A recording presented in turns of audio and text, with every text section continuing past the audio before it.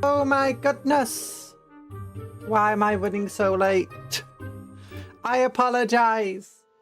But it's heresy. I'm so late, it's heretical. Oh, but hello, Denizen of Misery. How you doing? Is this the latest I've ever been to a stream 4 minutes late? I did have a little bit of tech issue. But mostly it's just me being a terribly disorganised person. And very, very tired. So yesterday I slept like all day without meaning to. And today... Well, last night, as you can imagine, I barely slept. But the reason wasn't because I was tired, because I actually was tired enough to get falling asleep. But my tummy got really, really bad last night. Oh, it was super bad. Oh, but then I've just been like... I've been in one of those states, you know. Mind all over the place. Every time I close my eyes or like look at the clock, time's just passed by. Oh my goodness. I'm a silly Billy. I'm a silly Billy. But I'm here. I'm here. I'm doing well. I'm dressed. I got gloves on. Oh, it's good. It's good. And I've got, how are you doing, by the way? I got this beautiful boy. Wait, is the saturation like really weird, or is it just me? Like that feels like... I know, maybe it's fine. Maybe it's fine. Maybe if I turn the light off. Oh, that looks better. Yeah. This camera does react a bit weirdly to lighting sometimes. And reflective stuff. Really, it's not designed for reflective things like this. What you want to do... And it's not designed for really dark stuff either. I can barely tell that this is actually a kind of greyish colour and this is black, but you can barely tell the difference unless I turn the light on. Oh, yeah, it's not really designed for reflective surfaces like this. In fact, it's a document camera, so it's meant to be looking at, you know, pieces of paper. Like old-fashioned projectors, it's that type of thing. And it comes with like this thing that you put over paper. So if you have glossy paper or something that's laminated and you want it on the camera, then you just put this like filter over it that removes all the glare. Anti-glare filter. But obviously I can't do that when we're doing hand cams, because you don't put it in front of the camera, because otherwise it just makes the image really distorted and blurry. You're meant to put it directly on top of whatever you want to film.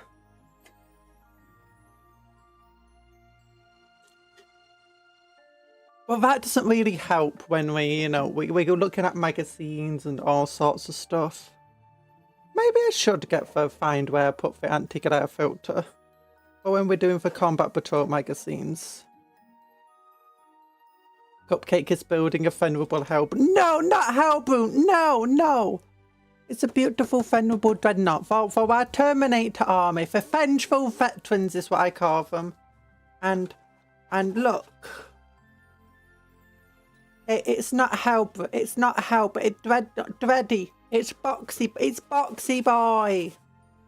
Cupcon is building her father. No! No, I had one dreadnought. I didn't have this box because this box was like too expensive when I was a kid.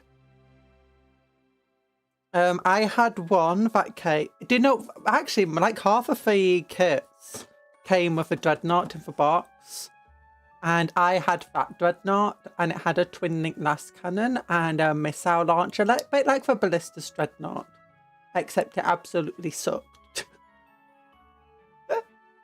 Yeah, because the Ballista's Dreadnought's pretty good. It gets multiple attacks of each of its weapons, and, you know, for pretty high powered and stuff, so there's a really good chance you're going to do a lot of damage. And it's, like, great being able to get 2d6 shots at, like, a higher strength with a missile launcher. But, yeah, for old Dreadnought, it was basically, hey, yeah, we got a strength 8 weapon.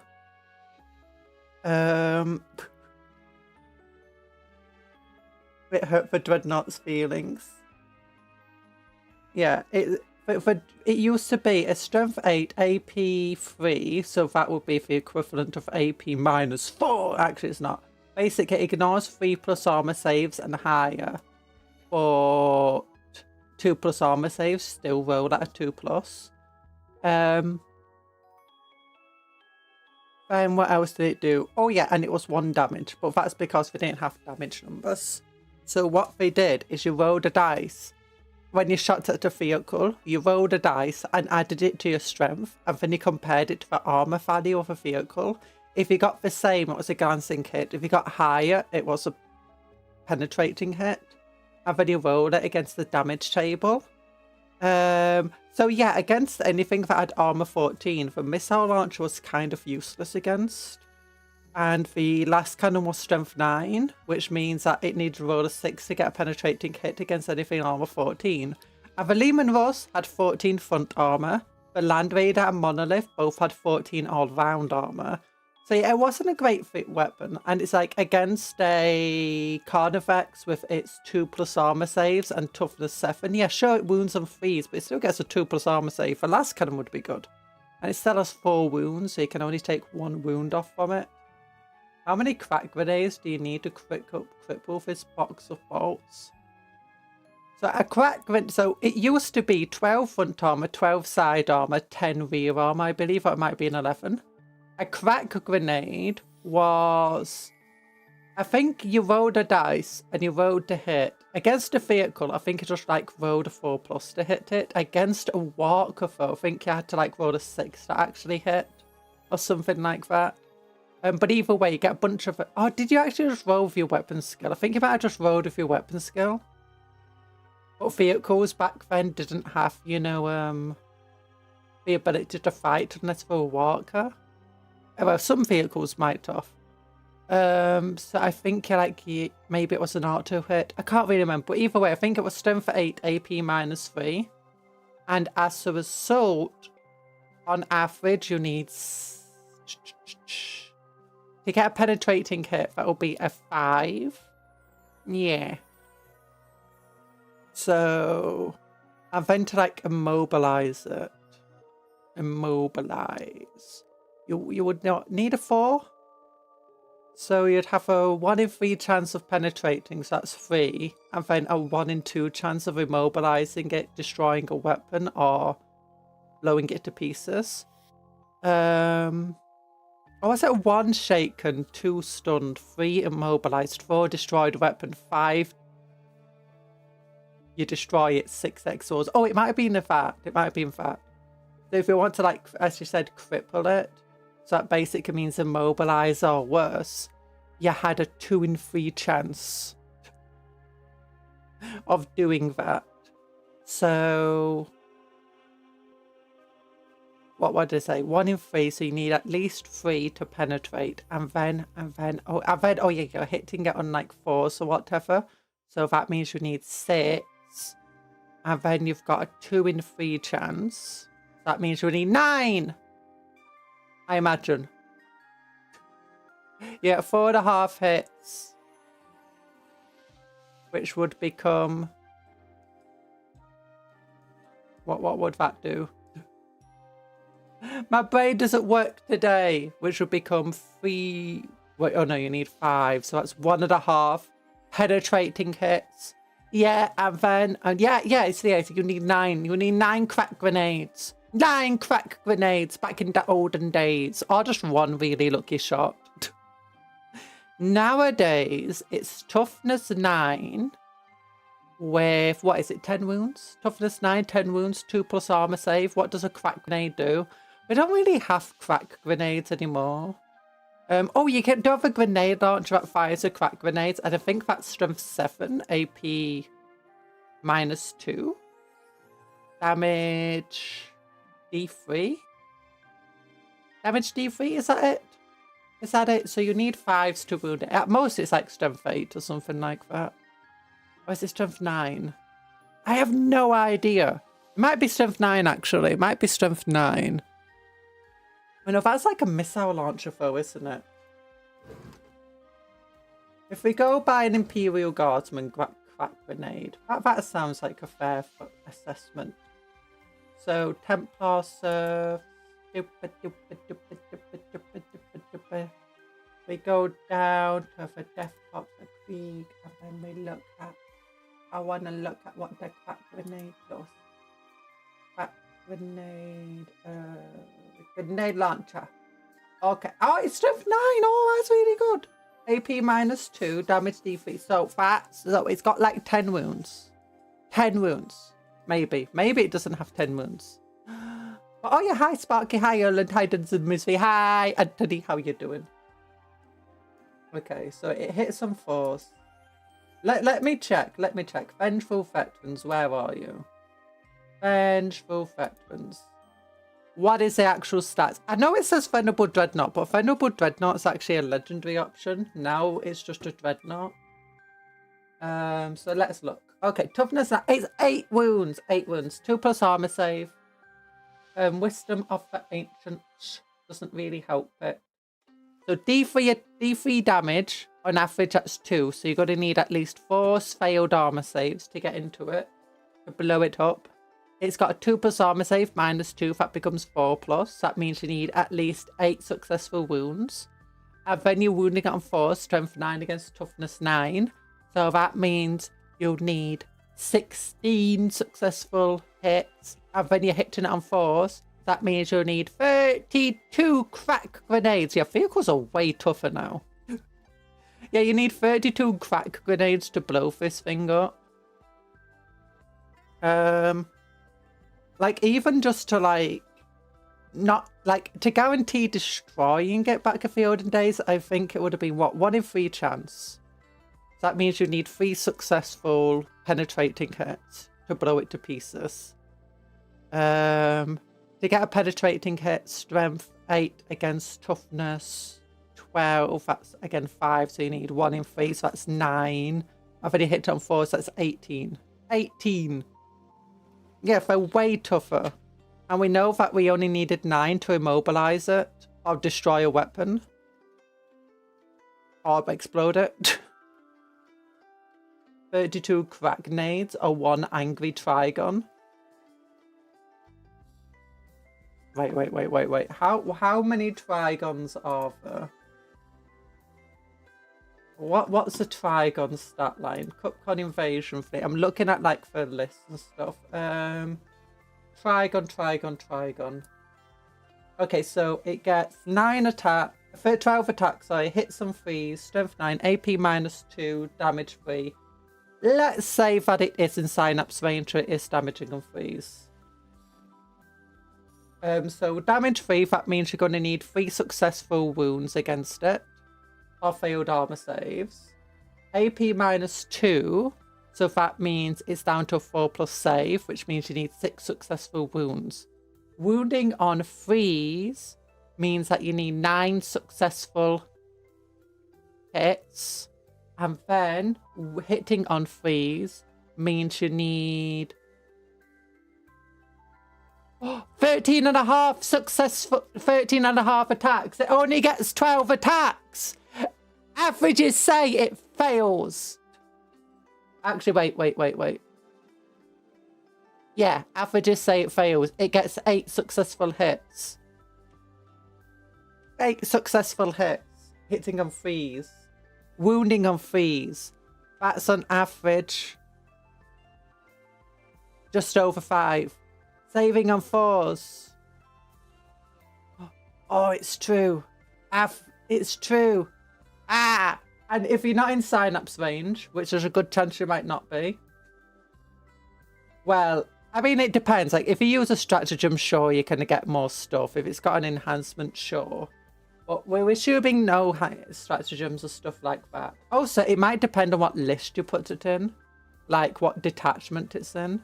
Because that will give it stuff. But I mean, if it's just attacking normally, not inside Synapse range, but instead, it still needs the 3 successful wounds. It should become 6... No, 3 failed armor saves, which become 6 successful wounds. Which means, if it's hitting on 4s, that's 12 successful hits. Which means it would need 18 attacks. It only gets 12. Meanwhile, for Dreadnought, we'll get back at it. So what is it? It's AP -4, damage 6. You've got 4 wounds. That means it needs 3 successful hits. You've only got 3 plus armor save, so it still needs 3 successful wounds. And it's strength 18. So it needs 3 hits. No, 3 wounds, sorry. It wounds on 3s. So that means it needs 4.5 hits. And since it hits on 2s, and it's got 7 attacks, it kills you in return. Yeah, I'm joking. It only gets, I think, 5 attacks at strength 12, AP -3, damage 3. So I mean, it'll be doing a decent attack against you. Is it AP I think it's AP -3. I think like all of these Dreadnoughts, Death Dreads and stuff basically share the exact same profile. In terms of like their damage output. In fact, like the entire melee and whatever it is, it's like the exact same. And like for toughness, for armor save, yeah, toughness 9, 2 plus armor save, 8 wounds, 5 attacks. Oh, it's only AP -2, never mind. Hit some 3s. Yeah, it's not going to do very well against you, but it is getting to reroll 1s. Oh no, never mind. That's infantry. That's within range of it. Never mind. It does get smoke though, so it can stealth.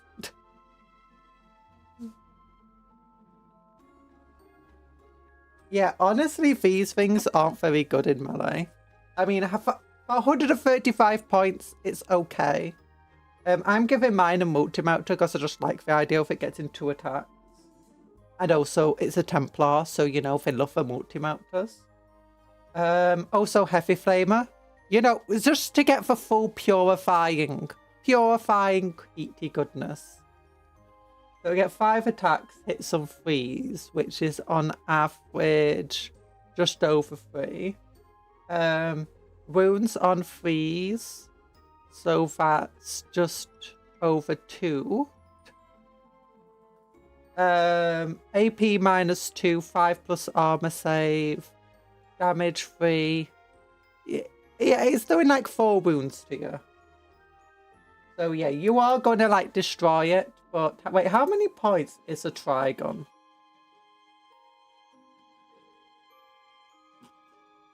$140 points. So it's 5 points more. Wait, a Trigon is only 5 points more. It has Deep Strike. It gets 12 attacks.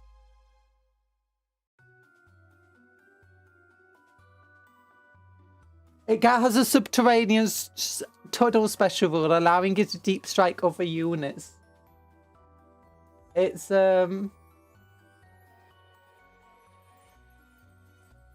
it has an actually like surprisingly decent shooting attack with 6 shots and sustained hits. It's got 1 more toughness, it's got faster movement, it's got 6 more wounds. It does have a worse armor save, mind you.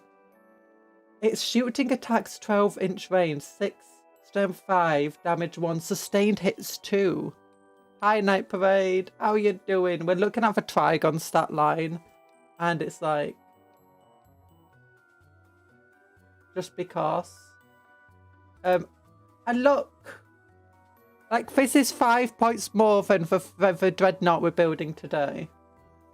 12-inch, 6 attacks, hits with 3s, 5. That's its shooting. That's a pretty decent shooting attack for something that's not really meant to be shooting. And then this is a really good stat line. Okay, it's weaker.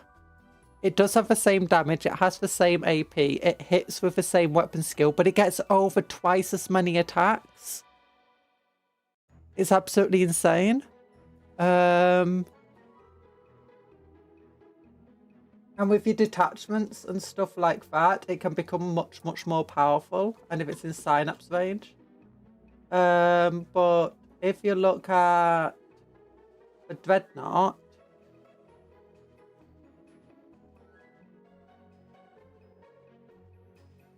it's got Wisdom of the Ancient. It can stealth because it does come with smoke. That's not too bad. While a friendly adapts a start to units is within 6 inches of this, and it's only in infantry. If that makes an attack, it can reroll hits of 1, which is okay. It's not that bad. I'm not familiar with a Trigon, which it's a Tyrannid. It's, you know, the tunneling Tyrannid, a really big one. You can build it in 2 different ways.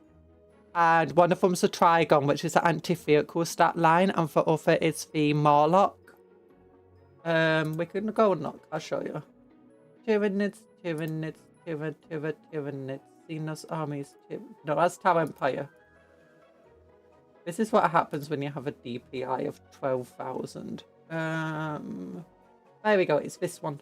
This one. Lovely model. Bit old, but lovely still. Yeah, Dreadnought close combat weapon comparatively. I mean, it does hit a lot harder. That high strength can do a lot of work, but you can see it's not doing that well in melee. You used to actually be able to give it 2 Dreadnought close combat weapons, in theory, although it would require some weird conversions or buying some resin model parts. Hello, Clyde. It's snowing outside your house. Nice. Well, I hope it's nice. I mean, that being said, this does come with like a Stormbolt or a Heavy Flamer, which is pretty decent. D6 attacks, ignores cover, torrent, can be used in melee to help clear out the chaff around you. Multi-melter hits pretty hard as well. That's like anti-vehicle stat line. You can give it like a plasma cannon instead. I think generally it's considered best at the moment to give them plasma cannons because of a blast, D3, damage D, damage 2. This stat line can still be used to damage vehicles, but I like the multi-melter. I've also already got a Hellbrute with a plasma cannon, so you know. The fact that a Dreadnought can still open up to other vehicles in a pinch is very good. It is, but for AP -2 damage 3 does leave it a bit wanting. Now it's actually pretty good though, because if you look at the Redemptor over here, actually, even look, let's look at the Ballista Dreadnought. That's even more hilarious. Not Ballista, Brutalis. It's got the exact same stat line, except it's twin linked and it gets 1 extra attack. So in terms of its damage output in melee, it's not actually that much worse than a Brutalis. And I think it's the exact same as a Redemptor.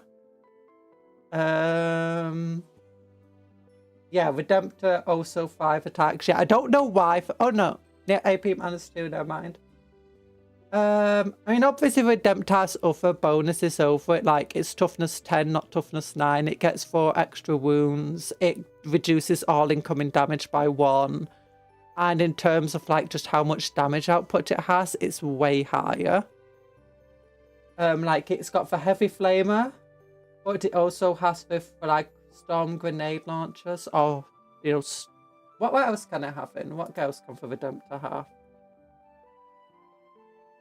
Yeah, it can have the Onslaught Gatling Cannon. Macro Plasma Incinerator is also pretty good with its D6 attack. So yeah, it's got way more damage output shooting and way more abilities to deal with things that get a bit too close. Meanwhile, the Brutalis does have the great advantage of, you know, it's got twin heavy bolt rifles in its chest. And those can be multi-melters if it wants.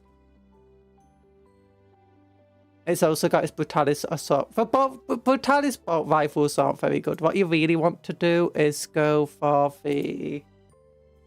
I gave mine the assault rifles because I just find it hilarious.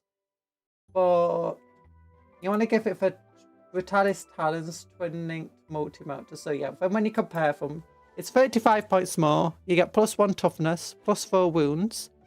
It's got 6 attacks instead of 5, and it's twin linked. Or it can get 10 attacks at a weaker stat to deal with stuff around it. It's also got Icarus Heavy Stubber, and it's also got for multi-melter, but it's twin linked. So yeah, in terms of like how, and then it's also got a much better ability. So yeah, I mean, it's not that much worse than a Brutalis, but for the 35-point difference, it's like, yeah, why not just take a Brutalis if you want it doing melee? It's like, if you want it shooting. Wait, what's the Redemptor price? Redemptor's not too good at the moment because it's a bit overpriced at 195 points. So I do think that's whether the normal Dreadnought does have a bit of advantage over it. You hate snow? No! I mean, I can understand that. He's trying to stay safe. You got plenty of your power in your house. Nice. Back to a Dreadnought. Yeah. I recognise the model now. I have trouble remembering some of the... Same, to be honest. At first, it took me a little while to remember Trigon's a Tyranid unit. Even though I've built a Trigon on the channel. The Small never brackets, though. What do you mean for Small never brackets?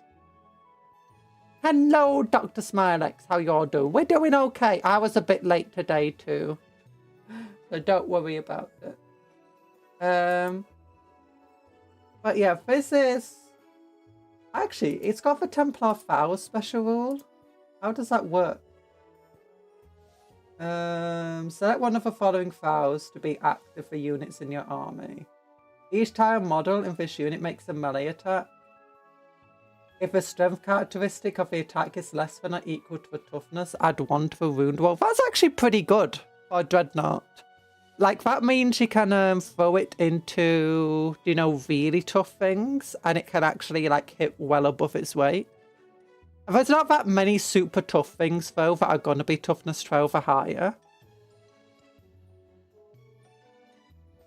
No! Small Knot is 9 wounds, so it doesn't degrade at less than half health. Oh! Oh! It doesn't, does it? Well, that's actually a good point. That's a good point. I only got for above. Oh my gosh, imagine a Dreadnought deciding you're going, oh, we're going up against, what's it called today? Thousand Suns.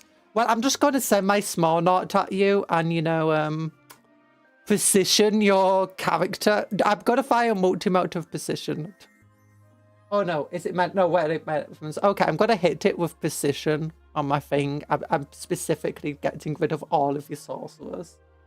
So for not being clean to live, it can declare a charge in a turn it fell back, which is, I guess, nice. So yeah, I guess it's got stuff like that. Deadly Demise 1 is not too bad at blowing up. Companions of Ferment, what does that do? You can reroll advance and charge rolls. That's pretty neat, decent. Are we winning? Yeah, we're looking at what the Small Dot does on the battlefield. I always find a Dread's tiny head funny. The head's not even that tiny when you actually look at it. That's what makes it funnier. Actually, I don't know about this one. I know the Contemptor Dreadnought head is like way bigger than a normal Space Marine head. Which just means that it has to just be fair for... Oh, it's got one of these cool bases like the Wraithlord does. And it's full of bullet holes. I need to show you. Turn the light on. Oh, look at that. It's so cool. Larger wounds value models used to have 3 stat lines, a specific health bracket. Oh my gosh. I can kind of get that. But yeah, let's compare these heads. Yeah, these heads are way bigger than normal Space Marine heads. Except maybe that one. That one looks roughly the same size as the normal Space Marine. At least the Primaris version. Yeah, that could fit well on a Primaris model. It'll be a bit big for our firstborn, but... Oh, these would be super cool heads to give to a Primaris. Especially like a Graphis model. Oh, that would be so cool.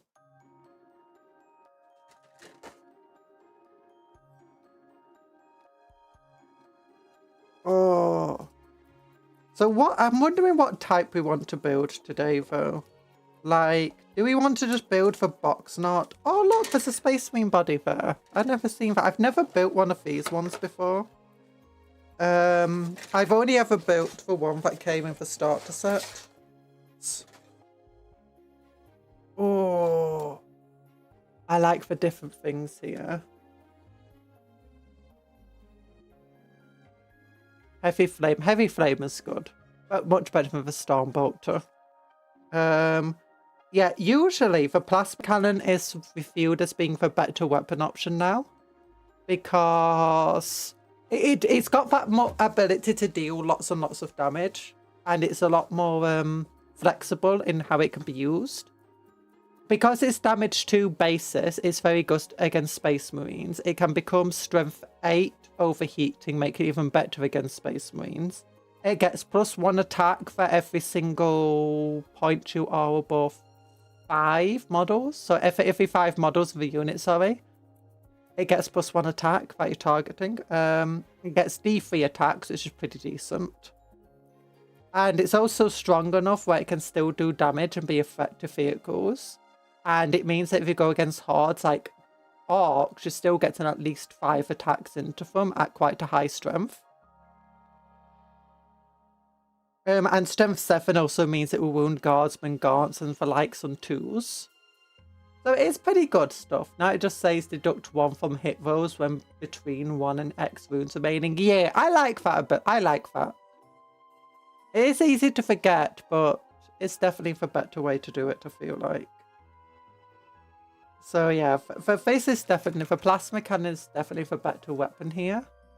Last Cannon is, I think, the other option people mostly go for, because it's a strength 12 attack that has d6 +1 damage, and it's AP what, -3 or is it -4? Well, it's twin link, so it gets to reroll to wound, and that's very nice.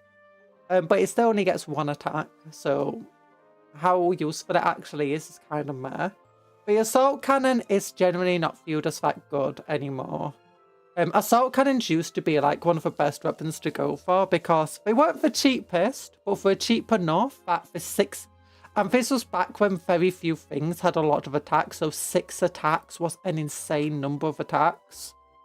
And it also had rending, so it could just completely ignore armor saves, a bit like Devastating Wounds today. And that was back when everything was just damage 1, or when they did introduce damage numbers, few things were above damage 2. So Assault Cannons used to be very good. Now they kind of meh, especially when you're comparing them to the same points cost over here. Multi-motors are generally seen less often. I like it because it's 2 attacks, meaning its damage potential is just much higher than this thing. But the low strength value is what puts it down, being only strength 9, meaning it wounds most vehicles on a 5+. But the 2 attacks does mean that it's better than the last cannon when you firing into things like Terminators and Space Marines. The GAT version isn't really needed when you have 86 bajillion bolters of various flavors already. You really need more anti-infantry. Yeah, that's the main thing. It's not just bolters, it's like when you're getting... Back when this thing was popular, a normal Space Marine had 1 attack in melee, 2 on the charge. So that was insane. Now you're getting Black Templars charging in with 4 or 5 attacks. Normal Space Marines are getting like 3 attacks each. And that's all just in melee. Your Dreadnought was only getting like 2 or 3 attacks in melee. Now it's getting 5 attacks. Your Flamethrower could do a lot of damage, but it could only get multiple attacks if it was a large unit that was closely clumped together, because it used a template. If you fought against like 1 model or just 2 models, it would only, you know, hit 1 or twice. Oh, so thingies! Thingies! I don't know why it hides that message. So yeah, the Assault Cannon is kind of meh now. But I mean, maybe we'll go for the Plasma Cannon. I'm not a big fan of hazardous weapons. At least, like, not on my Space Marines and stuff. Because your Space Marines shouldn't be hazarding all the time. It is inside a Terminator army. But the Terminator army does have the missile launchers on all the Terminators. So it's 3,000 points. 3 squads, so that's 6 of the cool missile launchers, which is 12 missile launcher attacks. Which is good against infantry and enemy stuff. and enemy tanks and stuff like that. So maybe a last cannon would be good. Give them some extra, you know, long range damage to vehicles and stuff. Maybe we should... The last cannon does look super cool here. Can we actually choose which type of... Oh, we can choose. We can choose. We don't have to go for one. We can choose which...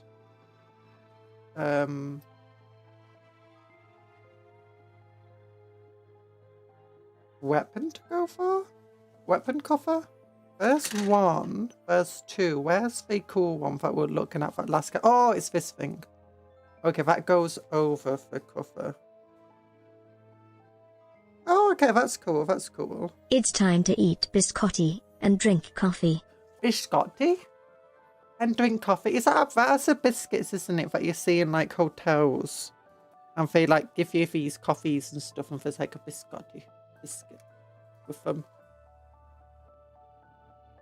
I've waited 6 months and I could play my first tabletop game. You'd be, yay! I'm glad for you. I hope you do it. I hope you have lots of fun. I think in 8th and for upgraded cost points, the assault cannon was the default option. So if you wanted a cheapo beatpo dread, because I think it had a tactical benefit, you would see them spammed. Yeah. Yeah, this is like when people made lots of Lehman Russes and they just ignored the sponsons because the sponsons were like 50 points. And it's like, I could get 25 points for 2 heavy bolters. Not really worth it. I could get like 50 points for 2 plasma cannons. Worth it, but... Or, you know what? I could have 2 Lehman Russes with sponsons. Or I could have 3 Lehman Russes without sponsons.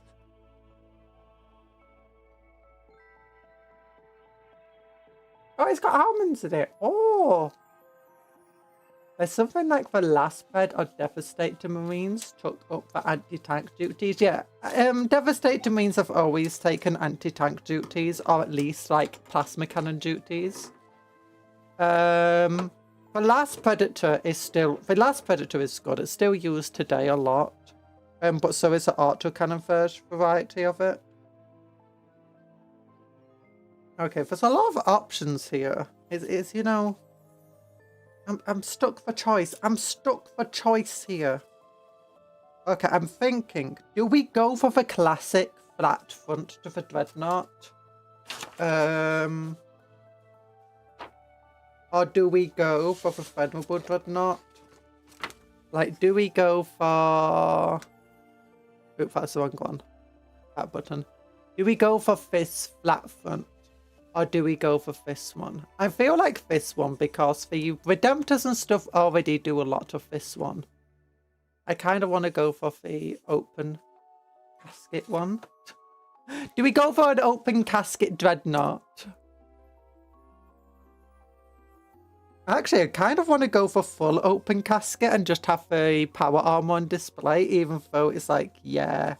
How does he have a 2+ armor? If he's Artificer armor, that's how. Helmet. Should we do the cool thing of don't give him a helmet? Oh, I don't have any Tech Marine heads yet. Oh, the Tech Marine head would look so good here.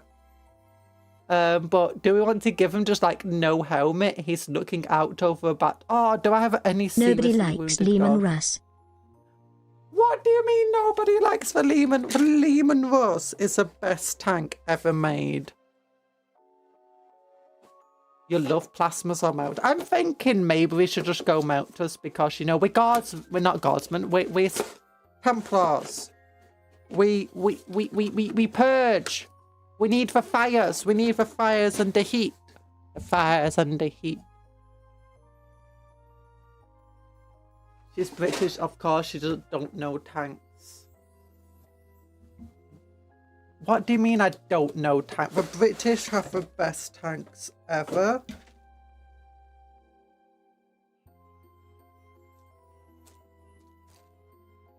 Do you not know the chieftain? Do you not know the centurion?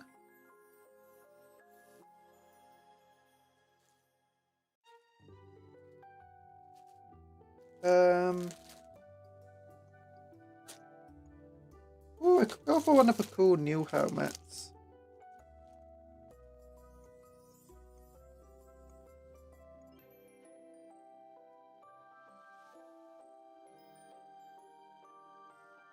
Terminator head.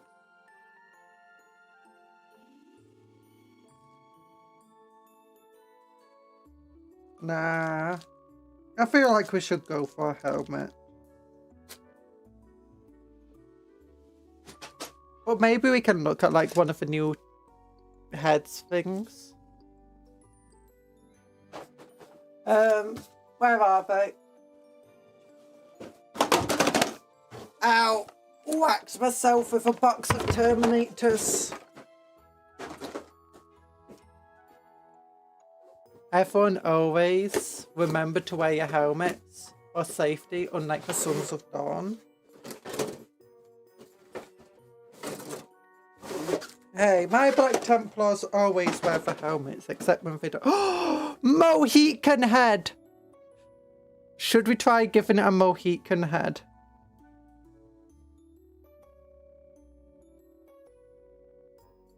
We could give it one of the Screamer helmets. Does it have a Screamer helmet in here?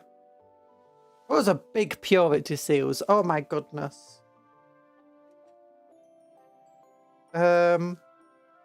No, it doesn't have a Screamer helmet in here. Oh, we can give it a Screamer helmet.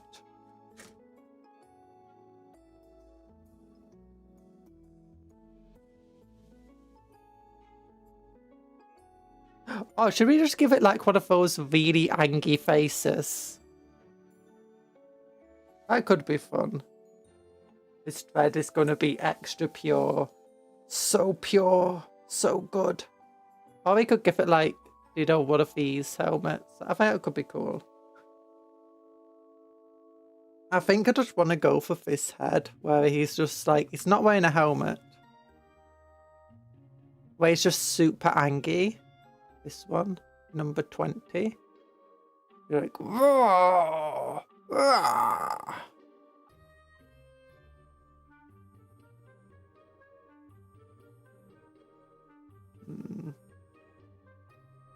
Or maybe this one.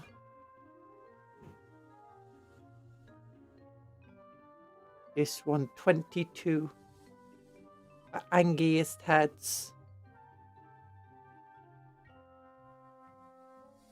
Oh, or maybe Bionic Eye one.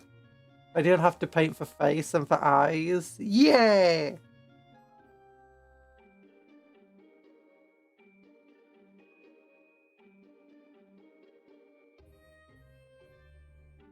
Oh, this head looks messed up.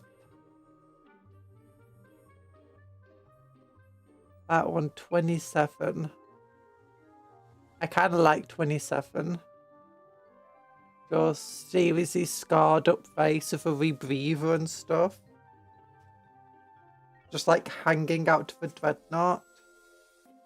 That could be good.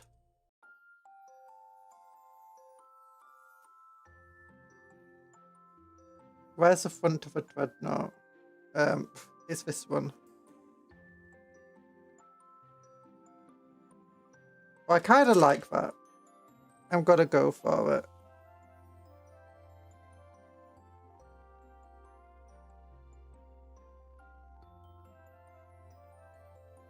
Brother, give me strength so I can purge the Xenos.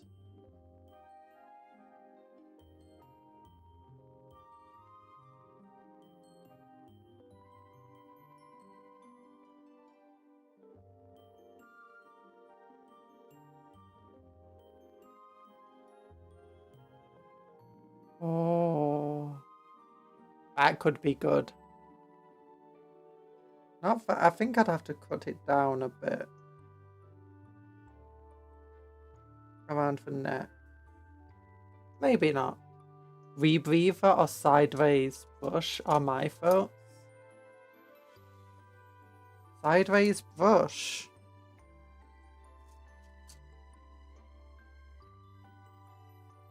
Oh, do you mean like these ones with a like brush head?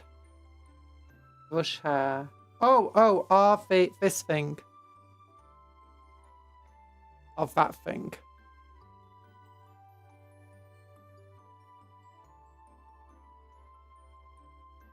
I'm not sure if this one would even fit inside it. Because there's not a lot of space in this chest area. Oh gosh, it does barely just fit actually. The head actually feels a bit too big for it for some reason.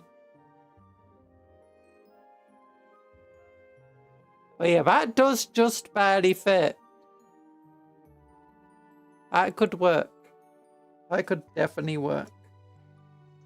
Well, let's get the legs done. Let's get the legs done. They're not articulated like the modern legs.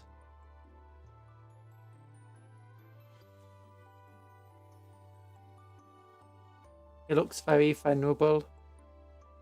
He looks very venerable. Sideways brush. I mean, it says Venerable Dreadnought, but the dataseet just says Dreadnought, so... I wonder if they still use these things in canon. These Dreadnoughts. I imagine they must still have a few lying about. But I can also imagine that they'd still use them either because they, you know, they've got the Dreadnought spare. They might as well still use it. It's still good. Aww.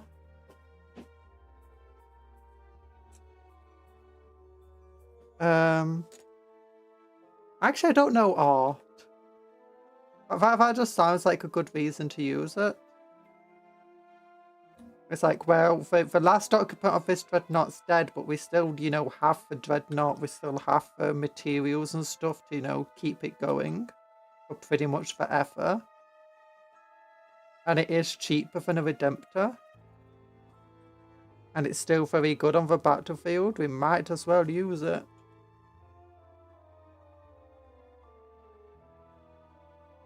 Okay, so it wants armored plating over those areas. I feel like Stormbolters need an upgrade. They need to either be... I think a Stormbolter needs to become 4 attacks twin linked. To be honest, especially vehicle mounted, but Stormbolters. Or maybe 3 attacks twin linked, something like that. But they're not very good at the moment. Like, they generally, you either have a Stormbolter and a Heavy Stubber, and a Heavy Stubber is just better than a Stormbolter. It's 3 attacks, rapid fire 3, at the exact same strength, exact same AP, exact same damage, and 12 inches extra range. So, the Heavy Stubber is just straight up better than a Stormbolter. Will you just remove the extra organs? Gotta squeeze them in there. Yeah, would the Primaries be compatible? I think they'd probably still be compatible. I mean, to be fair, when they go into a Dreadnought body, there's a good chance that they might not even have those extra organs anymore.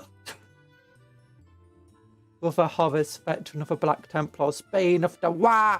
Bane of the Wa! Wa! Does someone say Wa? Wa! I'm gonna Wa all over ya! Ooh. Ooh, which one feels more These feel more Templary. Yeah, those leg covers feel very Templary, very churchy. You take them to church. Or more accurately, you're taking the church with you. I'm going to battle and I'm taking the church. Is it what? Like all the people? No. I mean, you can come if you want to. No, I'm just taking the church, like the physical building. Like, what?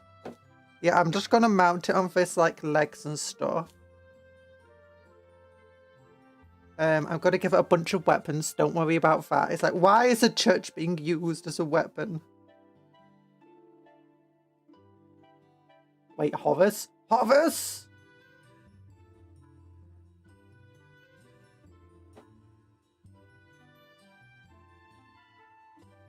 Oh, One day, bless us with the drop cathedrals for the sisters. Oh, that would be hilarious. Oh, I was reading. Do you know one of the new detachments that came with the Necrons and stuff? The 500 Warriors campaign? Space Marines Orbital Task Force Detachment. You can now drop Land Raiders on your enemy. You're just literally shooting Land Raiders from space at your enemy. Capcom can read. I can read? Sisters are getting an animated sissy soon. Yeah, they are. They already kind of had one with the salamander.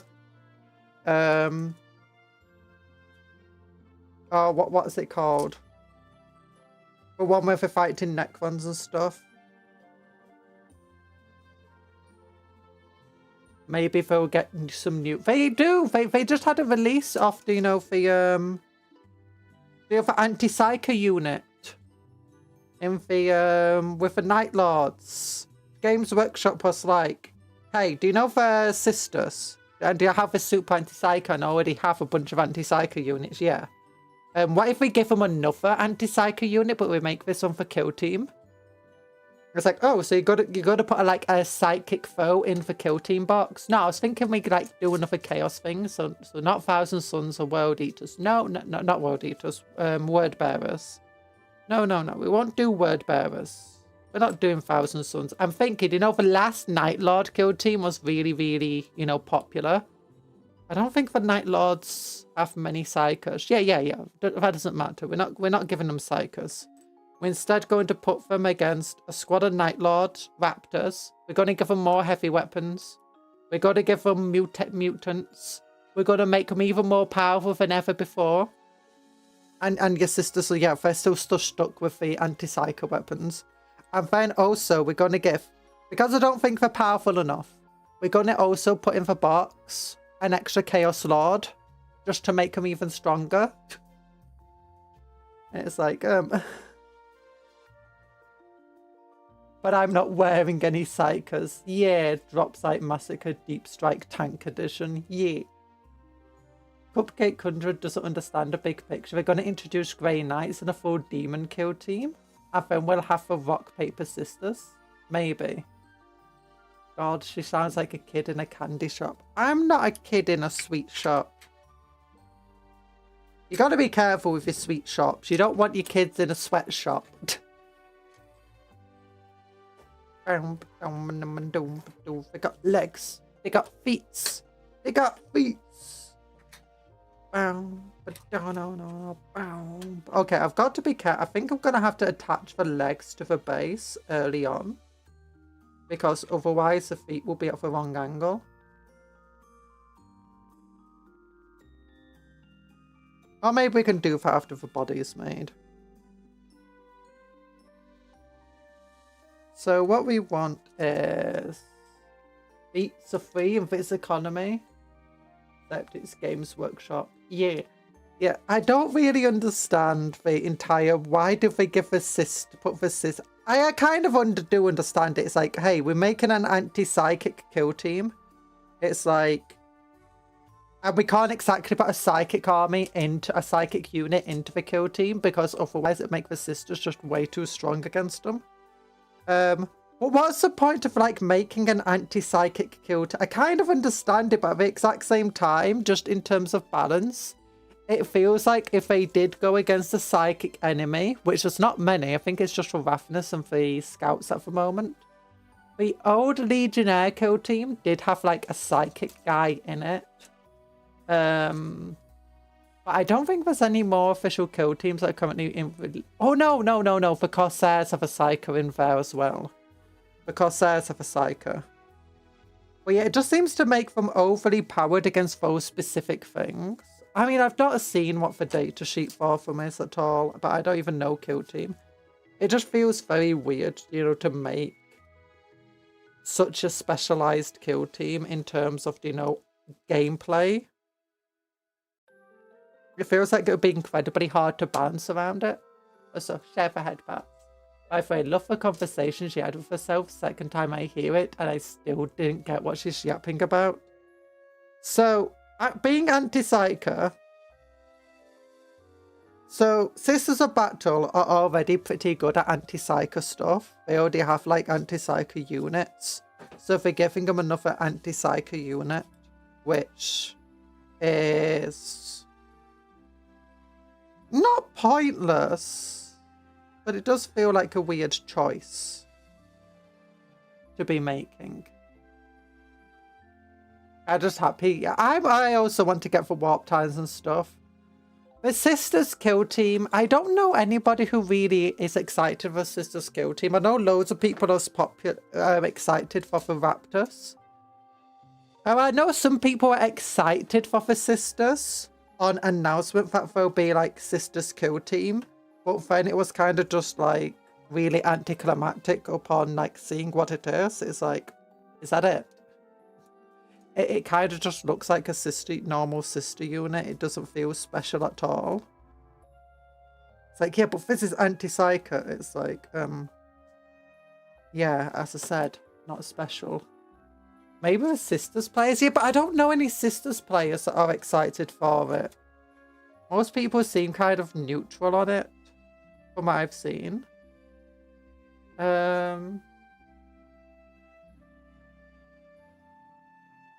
Okay, so this goes like, here we go. Oh, that's good. That goes there. I like that one.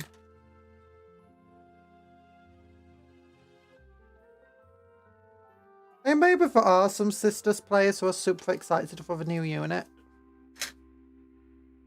But I was hoping, like, when you had Sisters of Battle and Night Lord Raptors, there's a really cool piece of art where the Sisters of Battle are fighting against Night Lord Raptors specifically. And the Sisters also have the other cool jump pack unit. I was kind of hoping for a return to that picture of the kill team.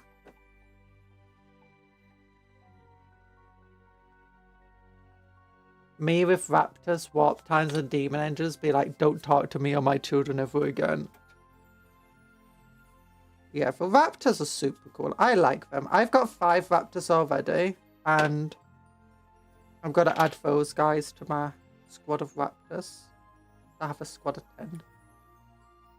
10. I'm hoping that the Kill Team Raptors don't come with the character in the box, like when they release them by themselves. Just because I kind of just don't want a Night Lord. Raptor Lord, the Jump Pack Lord. I've already got one. And I'll just be paying extra money for something I don't really want.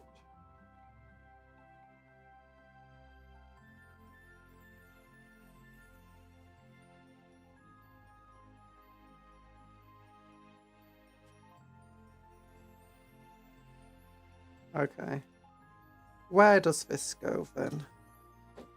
Feeling like it must go on for back here. No.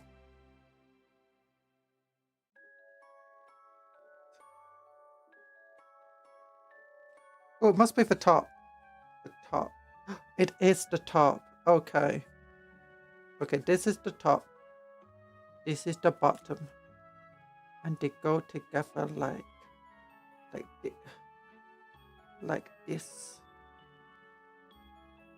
Oh, what command is on cooldown?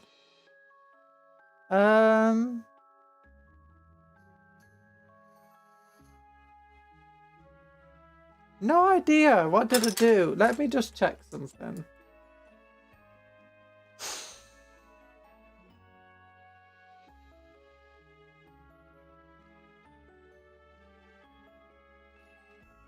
Oh, I know I did. Maybe.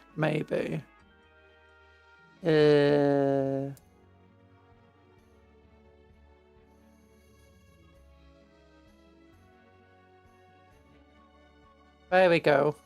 Bye-bye, Dr. Smilex. It was nice having you. I think I fixed it, so I didn't see that. Big hearts.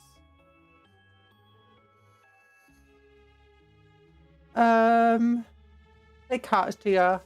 Hope you have a good rest of your day. Is this the card before the storm? Will the stream survive until the next ad break? Wait, how long has it been saying this command is on cooldown? Wait another 39 seconds. 39 minutes!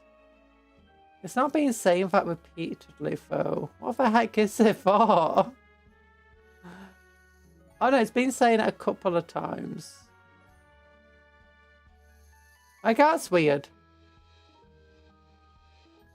That's weird.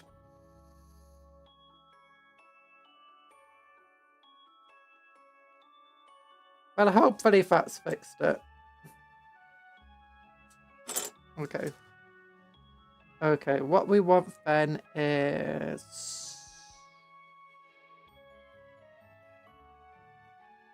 side panels? No. We don't want side panels in this economy. Nah. That's heads. We don't want more heads. Okay, these are the side panels. Oh, this is the side panel that we want. Okay, we want the rear panel as well. We're making the box part of the box knot. The box knot, da da na na na. It just rolled down my leg, da na na na.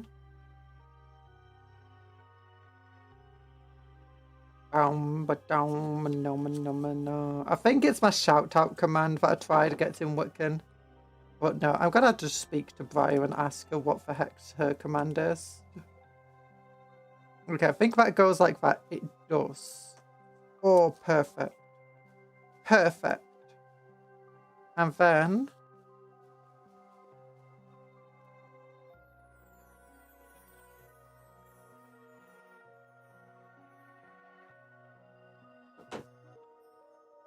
this goes like this. And then, oh, I don't think that is a back, just a basic back panel. I think the engine block just sits right under the back as the back panel. It's different from the other dreadnoughts.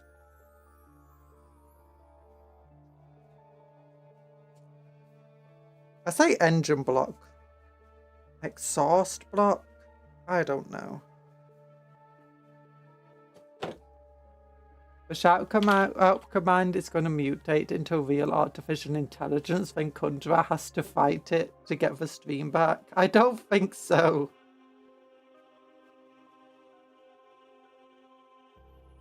I don't think my computer... I know my computer's pretty powerful, but I don't think it's powerful enough to become a real artificial intelligence. Okay, I'm thinking this just goes like this.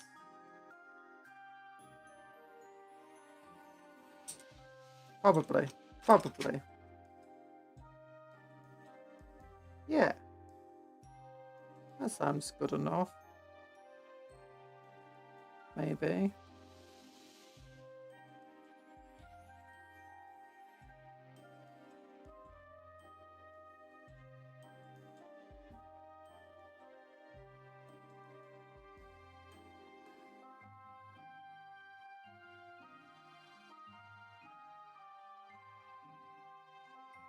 Oh, maybe not.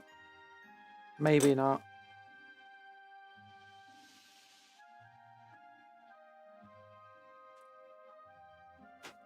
Okay. Arm bits. Rest of the engine block bit. Arm bits.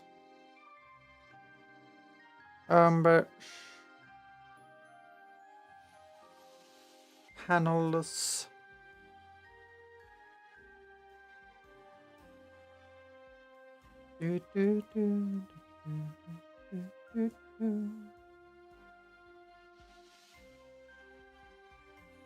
Oh, you know.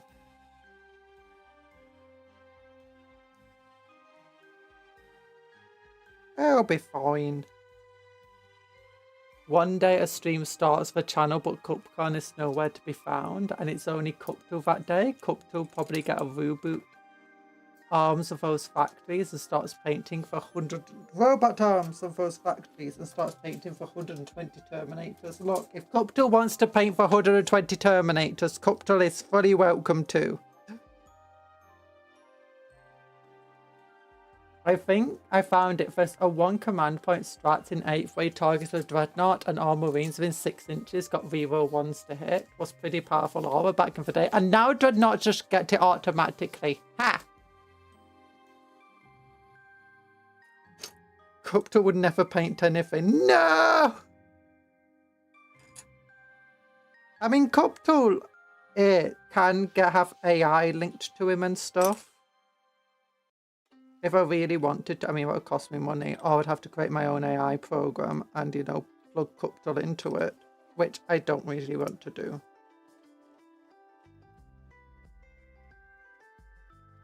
I'll be going neuro levels. Oops,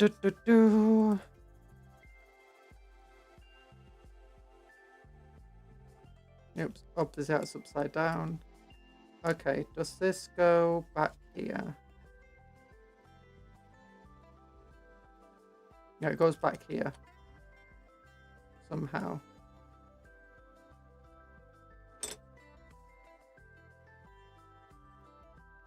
He has CI, Cuptle Intelligence, which is the most powerful intelligence of a known universe. Fortunately, he only uses it to drink and drive, but because he's just a virtual turtle, no one gets that, which is fine.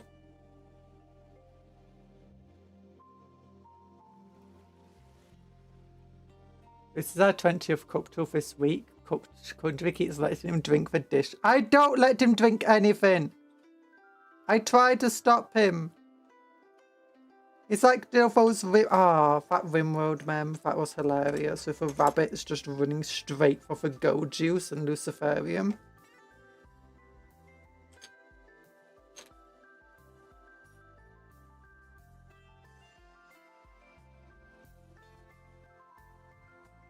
He's like Talan when we put him as a rat in Rimworld, and he just goes straight for all the alcohol and everything else, and we have to like lock him away and give him like medical care and stuff because he just almost I just died. eated cement. It no taste good. Don't eat cement, Cuptle. Where did you even get cement? In this day and age. A box is coming together. You tried to stop him by saying Cuptle no once, I think going back to play CK3. You expect me to stop playing CK3? You know what I'm doing right now? If the stream lags out, it's because I'm playing CK3 and, you know, it's auto-saving. I just have to, like, play it with my feet because my hands are busy. I'm very good at that type of thing, so it's fine. Oh,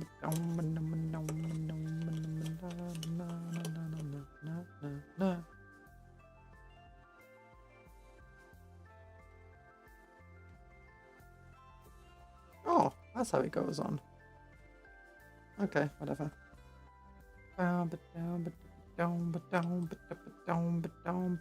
Chimichangas. I want a chimichanga cause it's a fun to say. Chimichanga, it's a fun to say. What is a chimichanga? All I've ever heard of it is people say it in TV shows and be like, it's a funny word to say. I'm like, it is a funny word to say, but I have no idea what it is.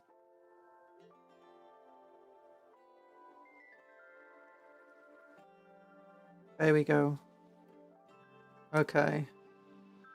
Oh, but gosh, it really does not want to fit in here. I think the sideways thing is a bit too big.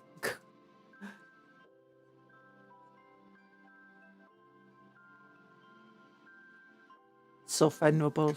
So venerable. Oh. Chimichanga. Are they like mini tacos? Why are they called a chimichanga then? Chonga makes it sound like it's big, like it's chunky. It's a chunky taco.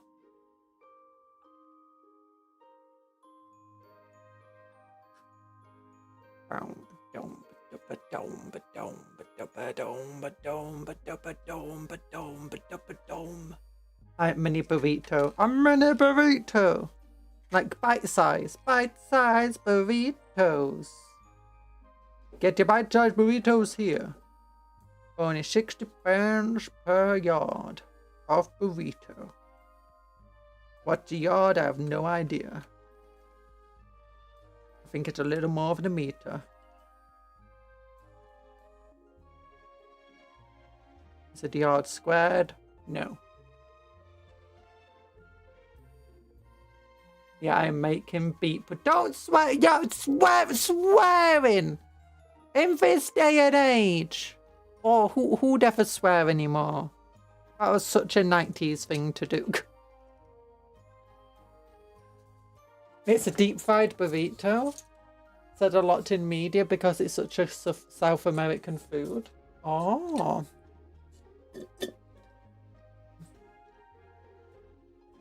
Talan is a real deal. Talan is a real deal. Talan's a real deal. I think that's the first time anyone's ever said that about Talan.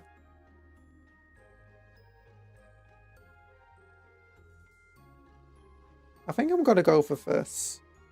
I want just big old church vibes of him. It's a walking, talking church. He doesn't talk that much because his vocal cords got shredded in the explosion that turned him into a dreadnought. Will this even fit with that thing on? No, it won't.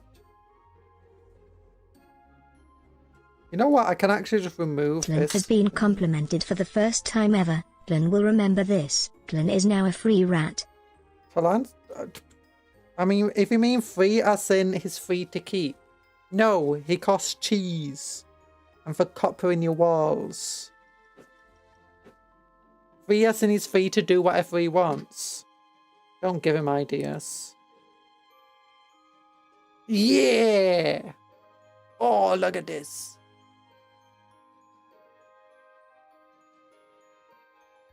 Why do they even have this in? I kind of want it on display, you know, for open sarcophagus, for open casket, but also at the same time, I think this will just look cooler.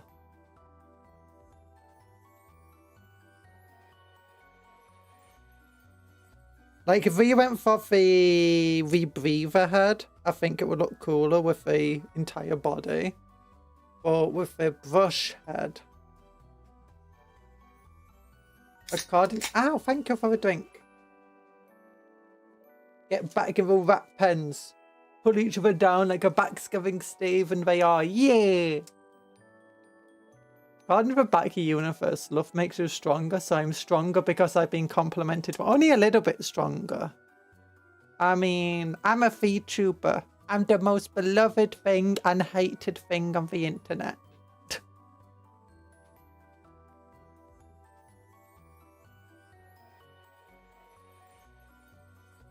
Also, Games Workshop loves me so much. They're like, oh my gosh, last year, ever since she started playing Warhammer again, our profits have started to recover. Is it any wonder that after I quit Warhammer for a while, Games Workshop profits, you know, started dropping off massively? And they were struggling. And then I came back for a little bit and the profits went spiked. And then since I've come back, the profits have just been, I mean, maybe it's the fact that like there's so many other things that have come into, you know, together. But I think it's just me. I think it's just me. Like if I quit tomorrow, Games Workshop's profits would be like, oh no, oh no.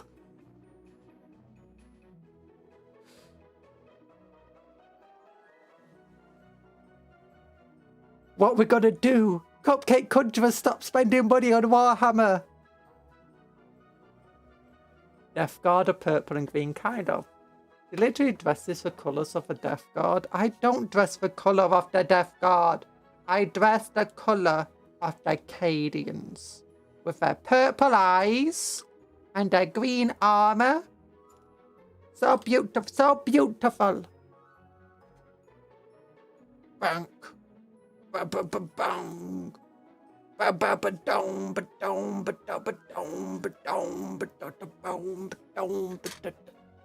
at him. Look at him looking over a little lip. It's like, yee. Hello, super credible. Wait, super credible. Where's super credible? City Cupcake cannot quit. You are here forever. Oh, there's super credible. Hi, super credible. Sorry, my chat was being a bit weird there. I don't see the Warhammer 6R over here. The 6R. A 6R. What's a Warhammer 6R? Down. Okay. Okay, do we go for... I think we go for a multi-mount. Do we need to go full Black Templar vibes of this thing? Oh, so you got these cool little things. We could put one of these over. If we go over this? I think they do.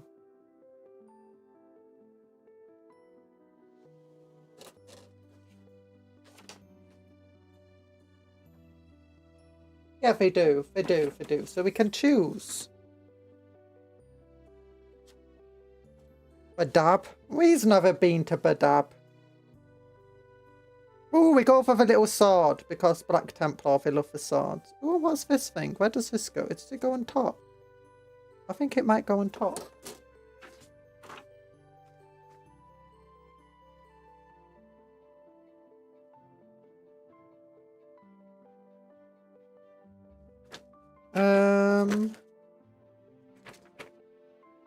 Or does it go somewhere else? Oh no, it goes on the side of one of the weapons. Okay, never mind. We could have gone for the chain. The chain would be very Black Templar-y instead of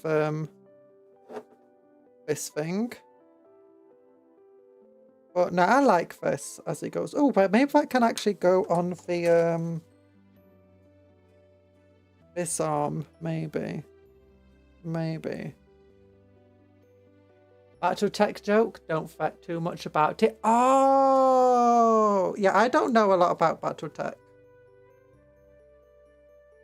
It sounds cool, but I don't really know much. Okay, where's the multi-mount? Is there not a multi-mounter in here? Why does it have a multi-mounter option if there's none in the box? Okay, if there's a plasma cannon option, if there's a las cannon option, if there's an assault cannon option. Oh. Where do you get the multi-mounter from?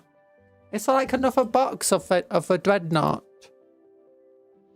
Maybe there's another dreadnought box you can buy. Or maybe it's just for older dreadnoughts. Warhammer 40k. Hey, the Contemptor does have a multi-mounter and you can use a Contemptor as a dreadnought in 40k without using its Contemptor legend rules. That's basically, let's look at the Blood. The Blood Angels ones, I imagine, most likely to have something like that.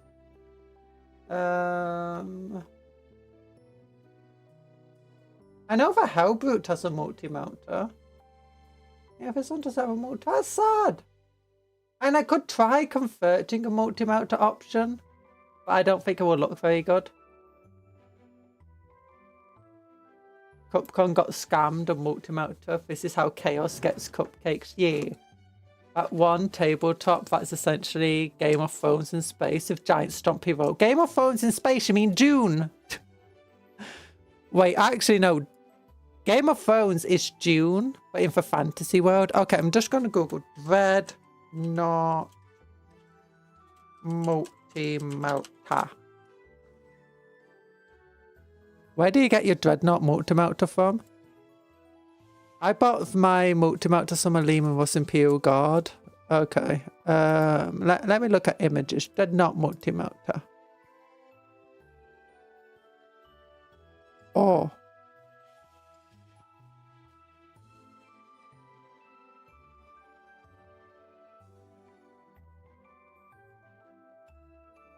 Oh, so it used to be, it looks like a resin model piece? No.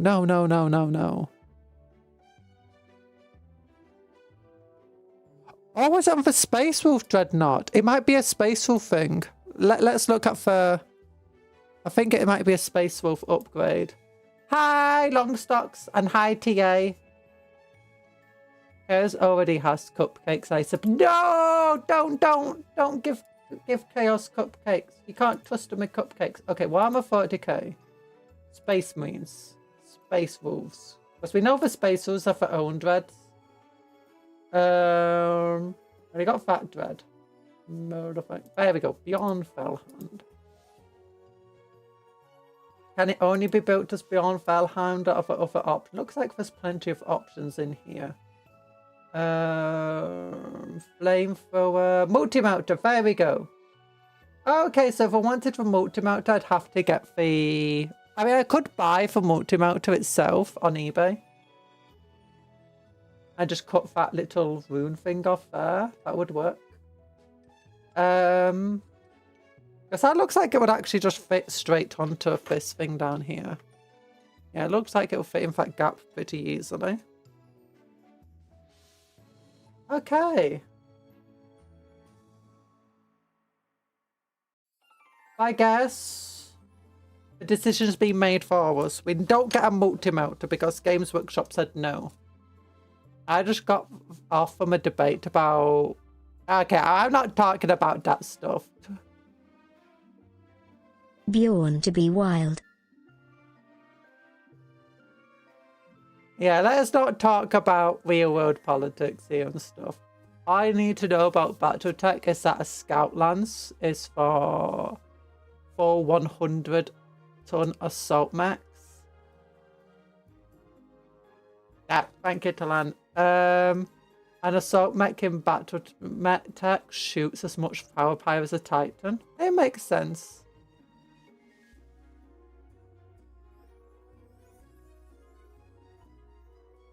That sounds cool. I think a Stone Rider has more firepower than a Titan does. Yeah, Warhammer Titans, as much as people like to go on about the moving mountain, in lore, some of the Titans are absolutely massive, and you sometimes see pictures of them. But because they were all built for a tabletop scale, they're actually kind of small. And not just tabletop scale, they're built for like tabletop scale when your miniatures are this big for your, well, maybe not your humans are more like that big, but still. Your Titans as a sort are going to be a bit small. They originally built for epic though. But that being said, it's still meant for at epic scale. A Titan, like the biggest Titans, was still this big. And to make them any bigger would just be ridiculous on the tabletop. Well, that being said, that was back when they were very, very loose with what the scale actually was. When they had all of that stuff, and like tabletop scale didn't 1-for-1 represent law scale at all. But they've gone more and more into wanting to go towards law scale is a 1-to-1 to tabletop scale, or at least very close to it. Not all of the stuff's like that, like the Space Marine Rhino and Predator Tank and even the Land Raider all feel a bit small for tabletop scale. But that being said, look at the Horus Heresy versions of them and you see that they are getting closer to those sorts of scales a lot more. I've got 20 more Terminators to build. That's it.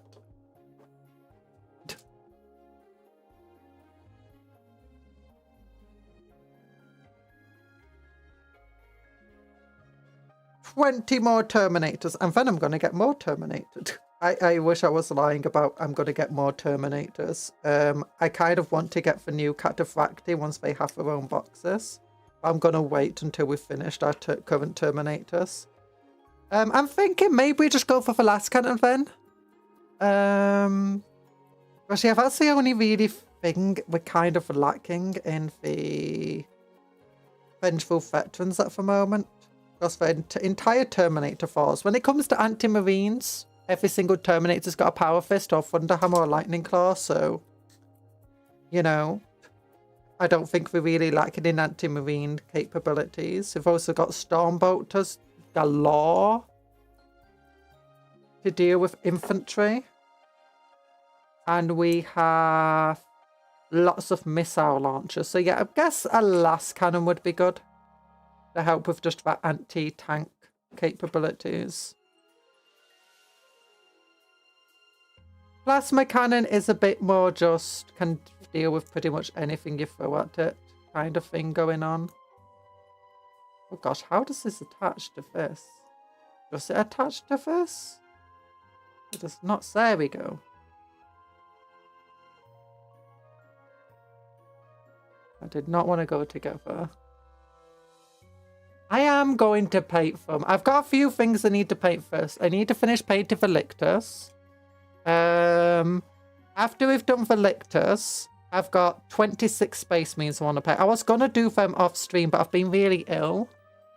And it's been really hard getting my health and stuff together to get stuff done off stream, as for libraries I like to.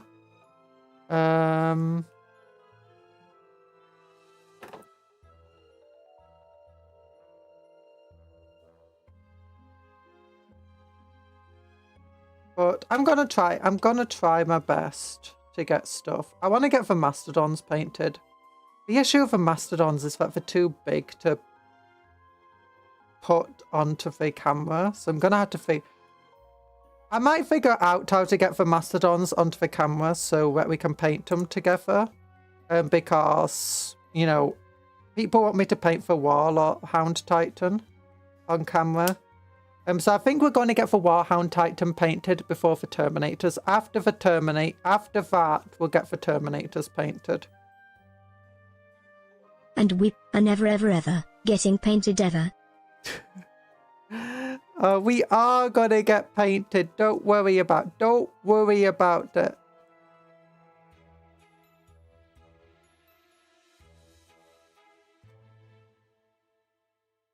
Okay, so this goes like that.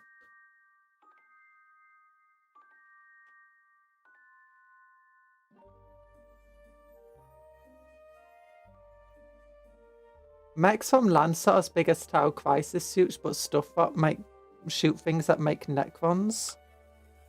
Why are they as big as... they sound like they're much bigger than a crisis suit. Like, a crisis suit's not that much bigger than a Space Marine.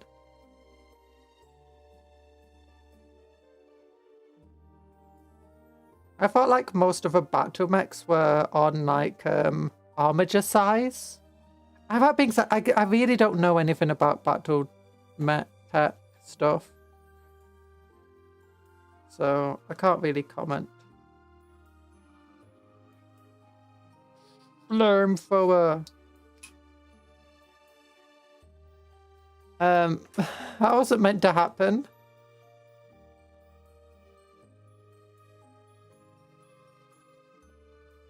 Oh no. Oh no.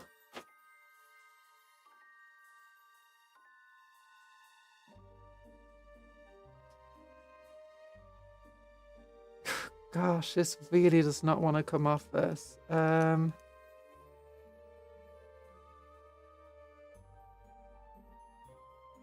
have to be careful not to break it, which is why I'm trying to go.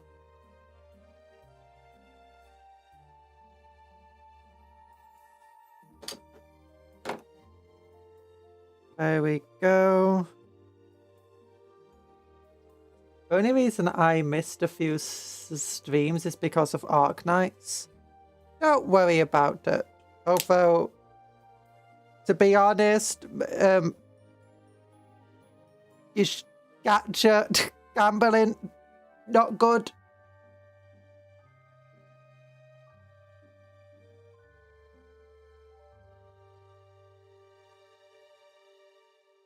Can't condone that one.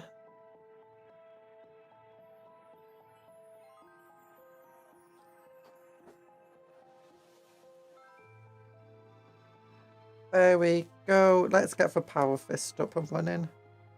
Let's get the Power Fist going. Let's get a Power Fist. Yeah, na na na na na na na. Da na na na na.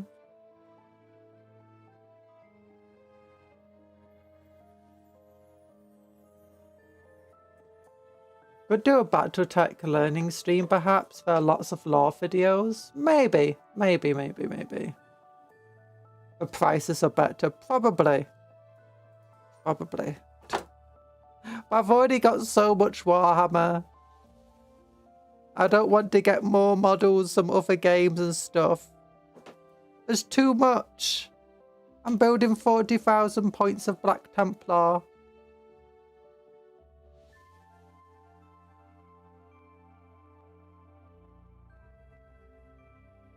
Here we go.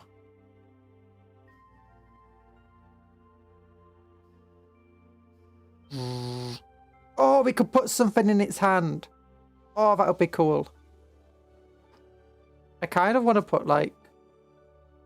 There's no like civilian models in Warhammer. It'd be super cool if it were. Like you could just be holding like a person who's cowering, like protecting them. Like, no. You are safe now, my child. We could put a photon head in there. I've got some like Gene Stealer skulls here. Of the Gene Stealer cult kit.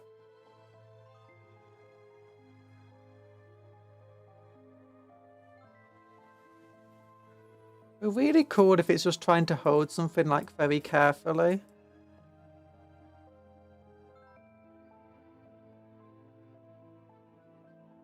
Okay, we won't put that on yet. We'll go for the last cannons. The last cannons do look cool. Hi, Nano Fate. I needed the Silver Wolf boy. He's big and actually pretty good. It's not your fault. Pat, pat, Longstocks. Pat, pat, pat. I hope you got it. Mechs in Lancer, not battle tech of that small. Oh, the smallest are as big as a Space Marine. Barely classified between a mech and power armor. Okay. Okay. I don't know what Lancer is. What is Lancer? Lancer. Isn't that like from Infinite Sword something?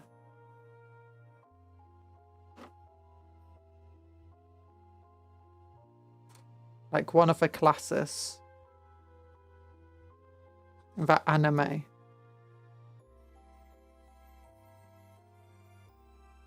Lancer is a mech, tabletop role-playing games, D&D with mechs. Oh!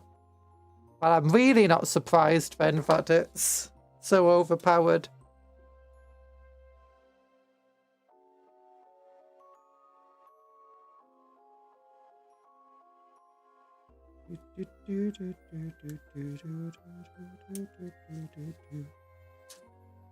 Okay, there we go.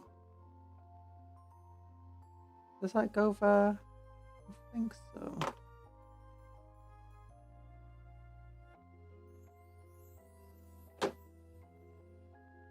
Or does it go under here? Might go under here. Nah, it doesn't go there. Based on this image, where does this piece go?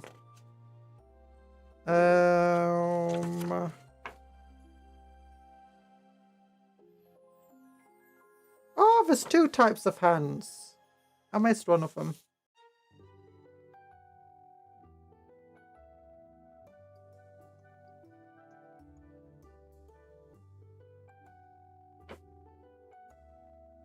Oh, I think it goes on the side of the bodies. Okay. Like it goes here or something. Maybe not.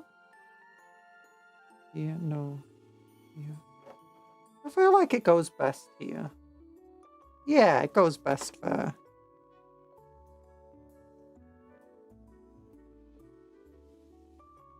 Tutorials on Enfield are pretty tiring. Oh.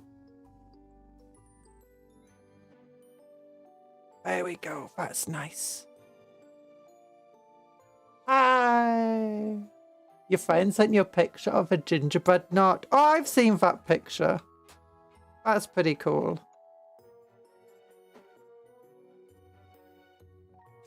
I used to play Arknights religiously on release for Tower Defense, original from 2020. Oh, I have seen adverts of that thing before. The original Arknights, despite looking anime, goes as grimdark as 40k. I've seen that sort of... I've seen the adverts for it.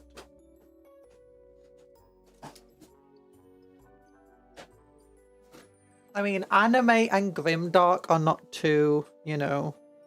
things that can't coexist.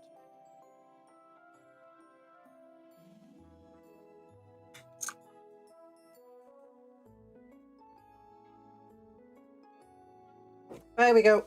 Okay, what do I want for this dude? Where is the other hand option? I didn't see it. I feel like I'm missing a sprue here. Missing my mind. That's what I'm missing. Oh, there it is. There's the other hand option I could have gone for. Nah, I like our hand. I like... Oh, it's only got 3 fingers. And a thumb.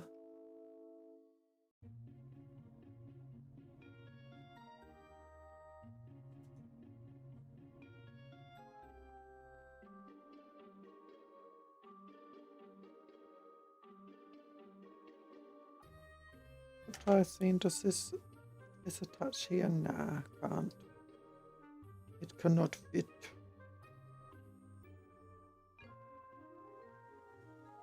Okay, now for is another piece here.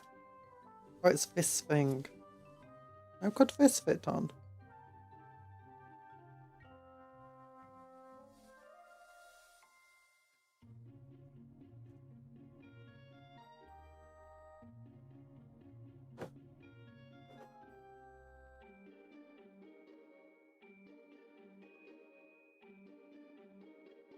I mean, it could.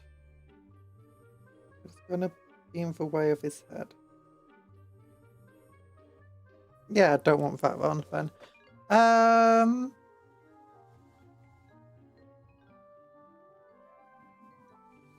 Okay, well now we've got the side panels that can go on the front of it. Wait, I wanted the swords for this one. Yeah, the swords would be cool. Although we could go for these cool arches that look very church-like. But I'm thinking I want to go for the sword. Because we want it looking a bit more Templar-y. Templars aren't just churchy. Hi, Sir Honey Rose. How you doing?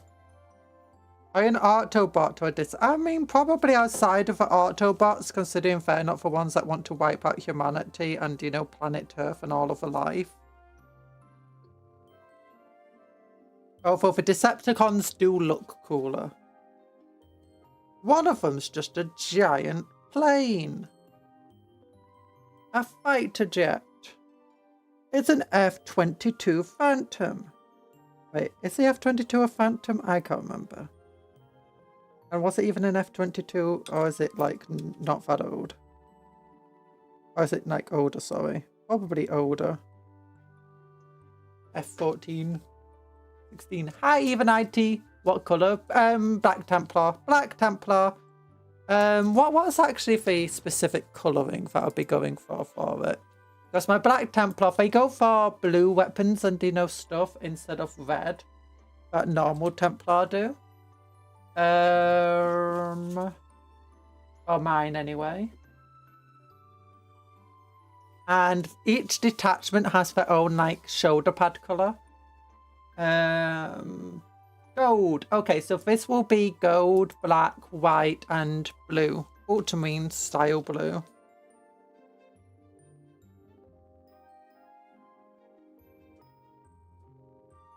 Wait, is that like... Why is that even properly glued in yet?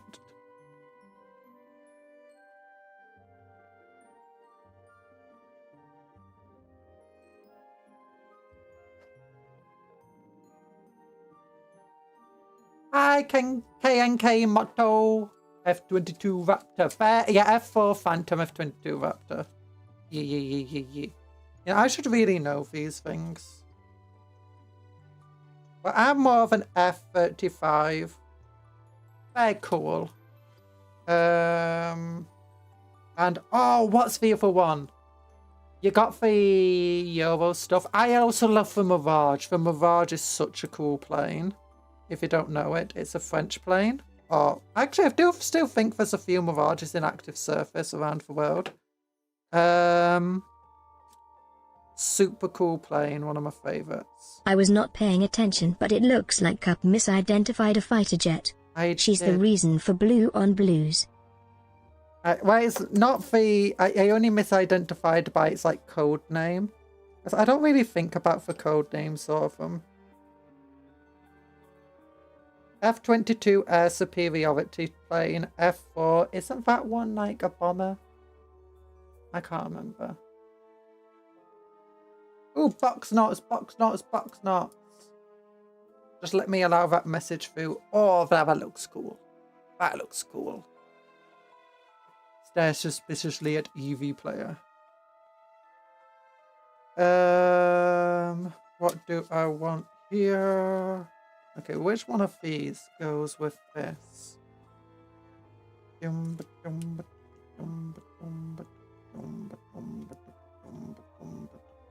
That looks correct.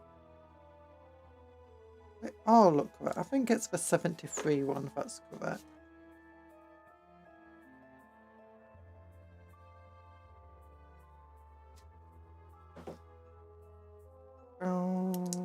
Yeah, there we go. Perfect. Perfect. Well, I'm a shattered glass Decepticon, so I'm a good guy. Oh.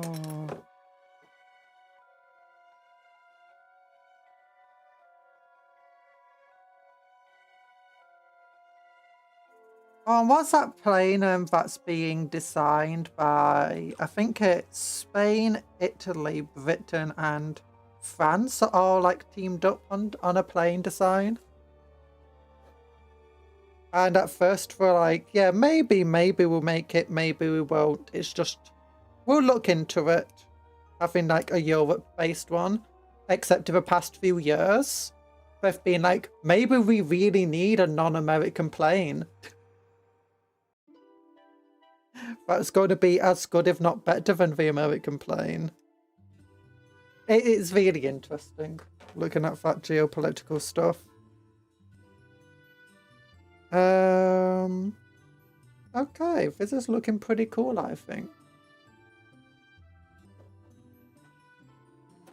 We'll get a little... I've got a few Templar crosses we can get down. We'll be looking at getting the feetsies done now. Get the feetsies. Get the feetsies on the base. Get the feetsies on the base. We love Tarn's design for Tempest. The Tempest.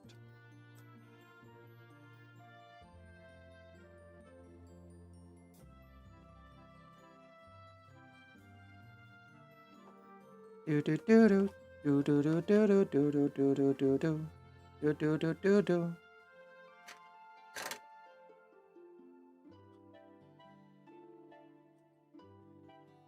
We gonna do it. Do do do do do do do do do do do do. Oh yeah, I like these type of weird bases. I kind of get why they don't do as many of these, molded bases anymore. Because, people want to make their own cool bases, and it's harder to use these molded bases with it. But I do like them.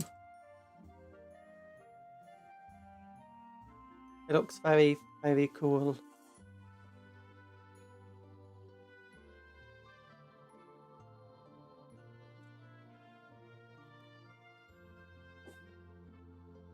There you go. Oop, hair salon pinging. Time for me to dive.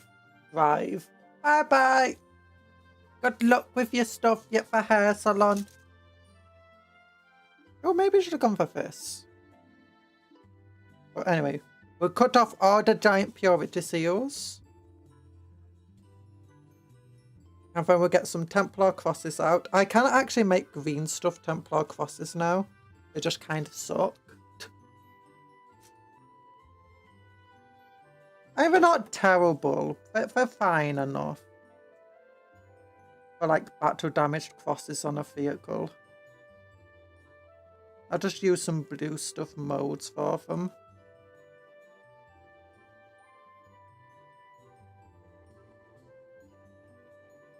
There we go.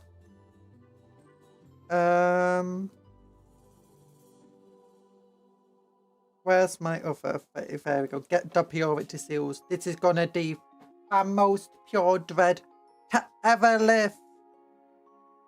People are gonna ask, where's the smoke grenades? I'm like, You don't need smoke grenades when your fist's pure. You're going to look at him and be blinded by the purity. It's like, makes sense. Makes sense.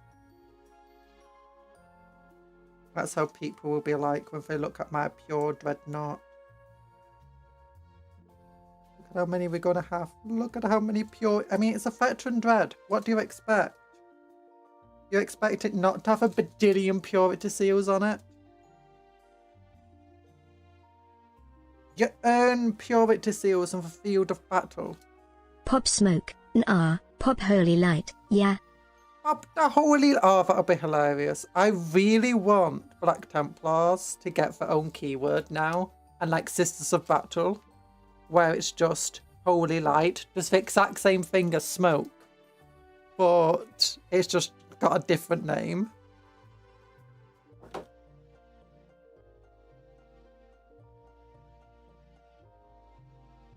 Oh, and then you can have like arcs can have, you know, war vehicles, you know, weird boy vehicles specifically, and they also do the holy light ability instead of popping smoke. Would it be an extra layer of confusion? Yes. Would it be good? Also yes. Do I want to get the Terminus cross on? Maybe a couple. Maybe. Oh my gosh, this Terminus cross is going to be so difficult to cut off. Oh, darn it, yeah. It had a sword. I thought I got it, but no, the sword broke. Never mind. No, I'll just go with this small Terminus cross.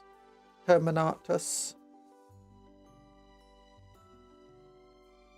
Oh, that's something I forgot to do. I forgot to put the last cannon pack on it.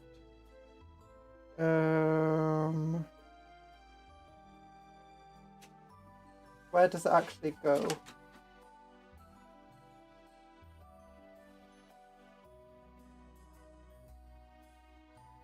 Oh, that's what goes there. Okay. Okay.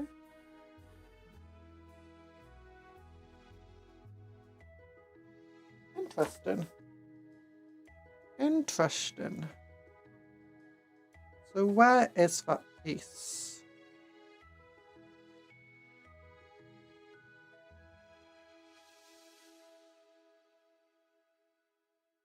It's this one.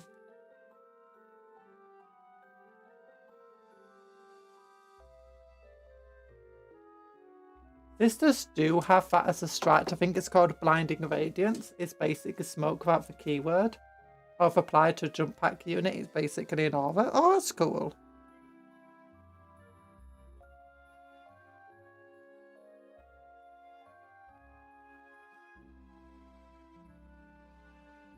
I'm not very read up on what all the strats are and stuff.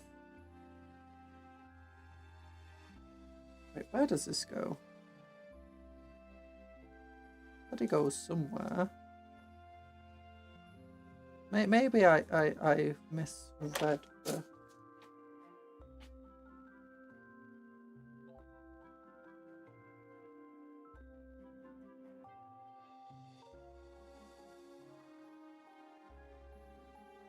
Oh yeah, I did misread it.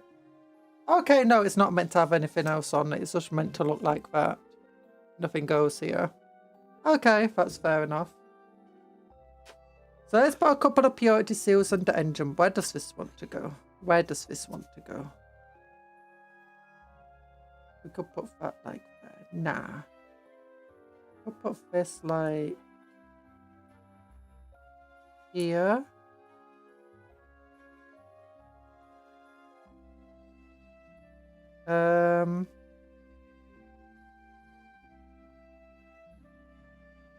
Where would we want to put it? I mean, we could put it here. It looks a bit silly there, though.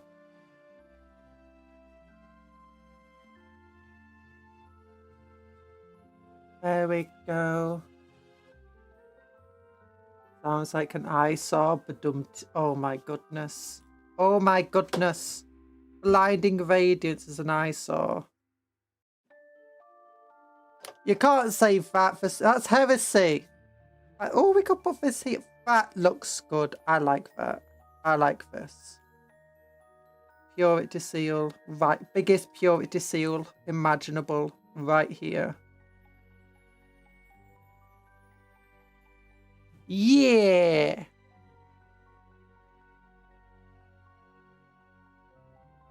Where does this one want to go? I'll put it on the side of a flamer. Nah.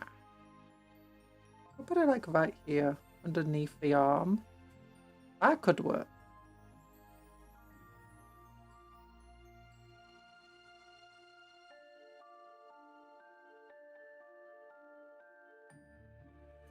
There we go. Maybe. Maybe. A hidden giant purity seal. You don't see it right away, but it is there.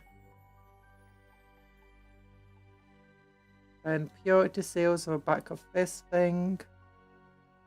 Nice. Sadly, I'm out. Yes, it's short, but it's 1 in the morning. Oh, good night. Longstocks, make sure you sleep well. Take care of yourself. Found it in the Army Faith Detachment. Oh, okay. Trait is you can do 2 acts of faith per phase. So they can do the evil guaranteed max damage melter shot if they need to. Oh, that's cool. Max damage melter shot is always beautiful.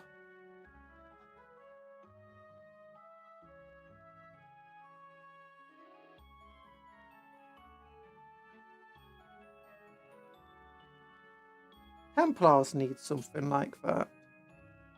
Considering all of the vehicles. Although you don't really pay for the premium of a multi-motor anymore for your vehicles. I think your only exception might be the... Oh, what's it called? The small transport thing. Can transport 5 dudes. Begins with Impulsor, that's the one. Because the Impulsor, like with a multi-motor, suddenly becomes way more dangerous than it otherwise would be.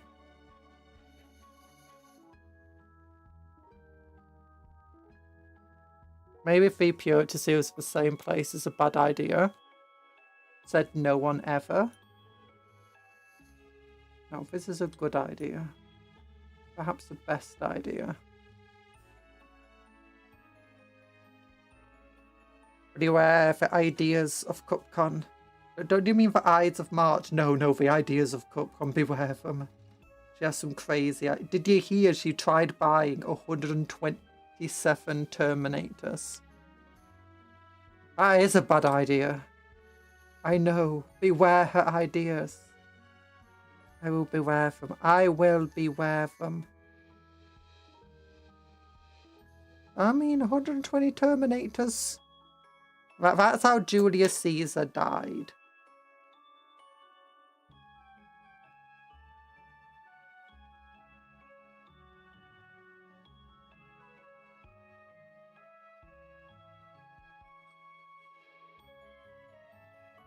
Stabbed in the back 127 times. No. He tried building 127 term. It got lost in translation.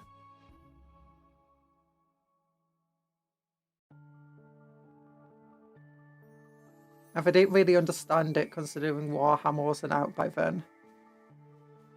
But it's well known that Julius Caesar's a time traveller.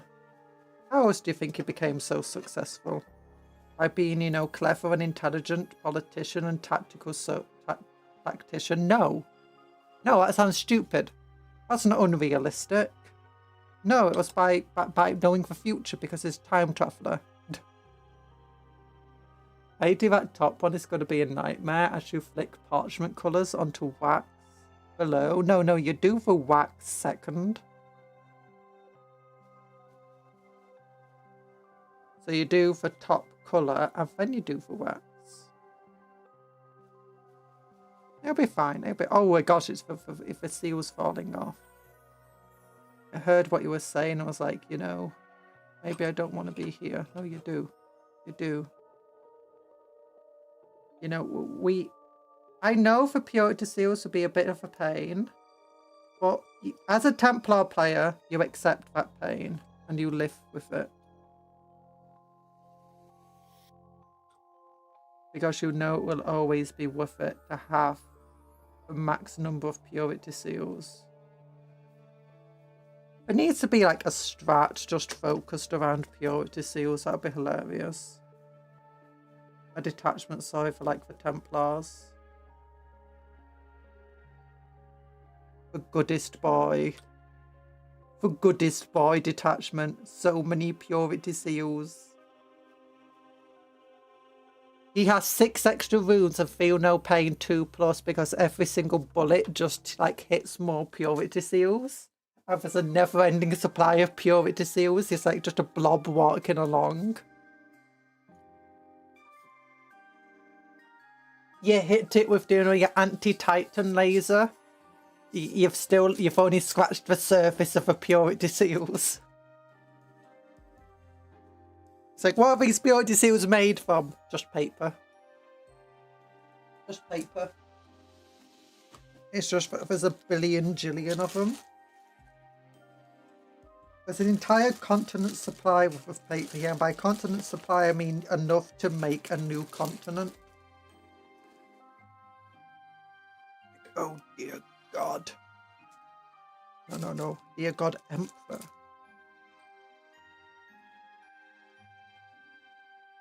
In order to use a goodest boy detachment rule, you have to glue a dog ears on your marines. No! No. It looks like they got dog ears because there's just so many purity seals. Don't keep falling off. Oh, it's because it's curved here. Oh, I should have thought about that beforehand. Okay, if I get a smaller Templar cross. It's called a Maltese cross. It's used by the Hospitallers and by the St. John's Ambulance.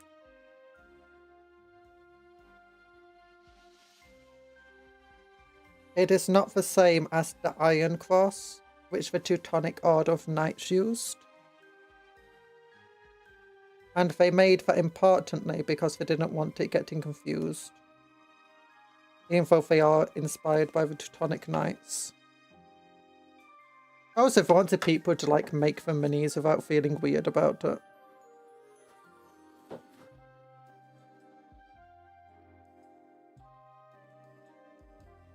Hi Douglas! Get to my leash and clickers of a goodest boy detachment, Black Templars.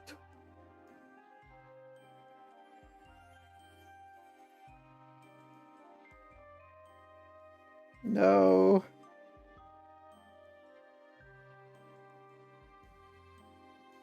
I was saying the goodest boy can't be a cat.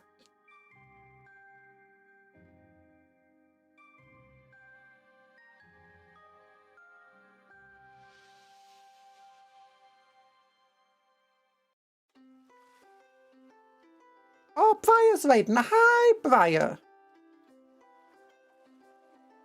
She's raiding. She's raiding. Just give me a moment. I've got model. I'm trying to glue and it requires force and precision. But I can't go, Mudbugs. Hello, other raiders. I'm Cupcake Conjuror in name and profession. First name Cupcakes like a name conjurer, and I conjure cupcakes like all them down the bottom of the screen. Hello, Paladin Stem. Welcome to the stream. Welcome. Also, I've got to feel like I'm going to need to file this down a little bit. What about it on this side? Yeah, I might have to file these down just a little bit so that... Actually, rather than filing down the tubes... Where's my file? Oh, it's in my paint. Just give me one. Hi, Briar. Oh, thanks for the big glove. The big glove. It stings. Where is it?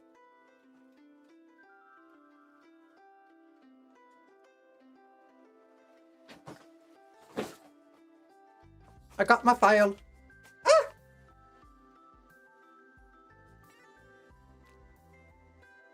My headphones got stuck in places.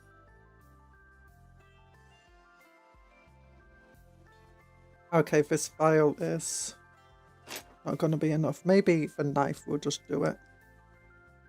Yeah, we need to just make this hole a little bit bigger so it won't be as tight to fit.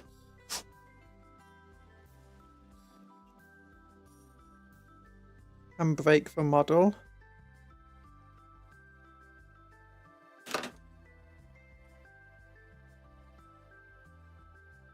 You're going to get a snack and rest. Have a good... We're building stuff, not painting. We're building. We're building.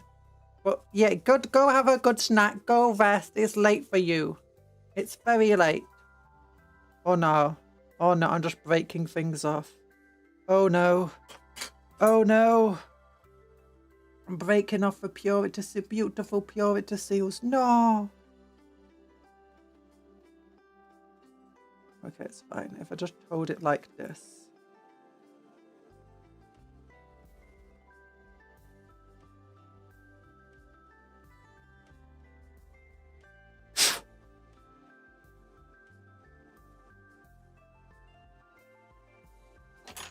Okay. Is that good enough?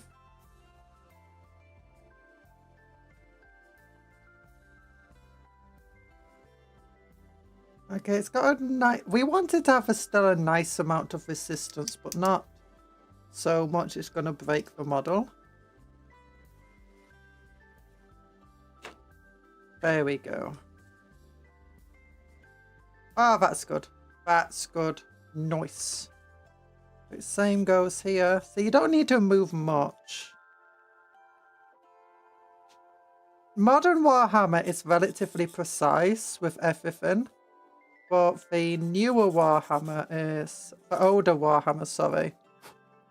Has a big old issue of being a bit imprecise with its measurements of things. So sometimes you get a limb that's meant to attach to another limb and it's just way too loose, and other times it's just way too tight. Oh, there we go. Big old last cannon. I do wish the last cannon got 2 shots. It would make it far more effective. And a bit more worth the points. Because right now, the main reason it's not worth its points is that as a melee threat, it is far, far weaker than like everything else pretty much, as like than for Brutalis.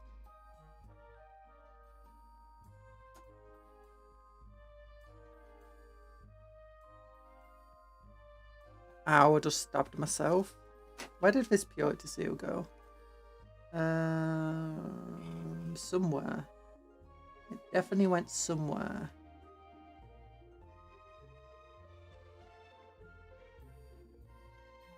I'll put it on the hand.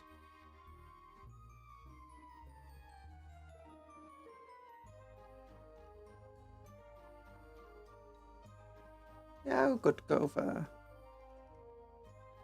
But yeah, as a melee threat, it is significantly weaker than the Brutalis, and as a shooting threat, it's significantly weaker than the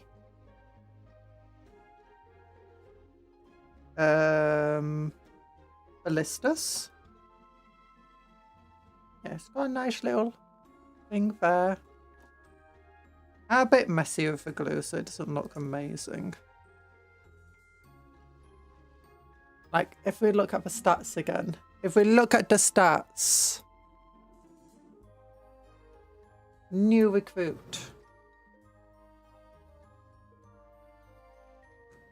Next week! Oh! The new battle forces are coming. Battle Force Demonkin. The Scuffin. The File Factorium. The Lords of Excess. Ooh, the Chaos Marauder Horsemen are finally coming, and the Chaos Marauders. The Cataphractii Terminators in squads of 6? That's an unusual number. I wonder if it's like 5 and a captain.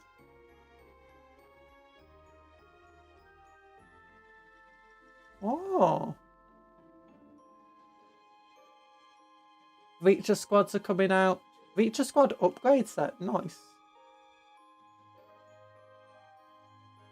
This product is delayed in Australia and New Zealand. No! Australia and New Zealand. These all look like really good boxes, though. I like this box.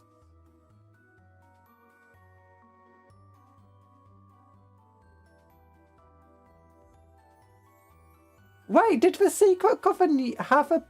In its announcement, did it have the Vortex? I don't remember it having the Vortex thing in it. Oh, it's got this thing. These are like really good box sets. The Slanesh one does look a bit more, you know, boring compared to the others. But that's just because of the army. It's just... all the models kind of look very similar to one another, except for these dudes. Mute Talif, my beloved. It's 6, so you can swap one out to give you more options when using them. Maybe. Maybe. Yeah, new battle forces. But what was I wanting to do? What was I looking at? What was I planning to do before we came here? Oh. I forgot. Oh, yeah, that's it. So for a Brutalis is 35 points more than a normal Dreadnought. A Ballistus is 25 points more. Okay, this thing, it has to have a twin NAS cannon now. But yeah, with a twin NAS cannon, it's twin linked. That's nice. It rerolled to wound, but you only get one attack with it hitting on 3s. 1 times out of 3, you're going to be missing on average. But Ballista's Dread, though, it gets 2 last cannon attacks. It's not twin linked, but 2 is better than twin linked. And then it's like missile launcher is stronger. Compare this to like the missile launcher the normal Dreadnought can have. Which I don't think this actually came with. I don't think it came with a missile launcher. Yeah, strength 9, 1 attack. And it's strength 4 for its blast. Ballistas though, it gets 2 attacks at strength 10. And also its blast gets 2d6 at strength 5. And on top of that, it's also got a twin link Stormbolter. And it also has a better ability of each time this model makes a ranged attack that targets a unit that is not below half strength, you reroll to hit, which gives it the old-fashioned twin linked. This just makes it so much better, and only 25 points more, and the extra 4 wounds and the extra toughness. It's just like it gets twice as many last cannon shots, really good missile launcher, really good, well, it's a storm, but it's not really good. It does give it a bit more capability to protect itself. New recruit is an army builder. Yeah, new recruit, sorry. What is this page you're using for us? It's called new recruit. It's an army builder thing. It's very nice, very useful. Way better than the Warhammer app.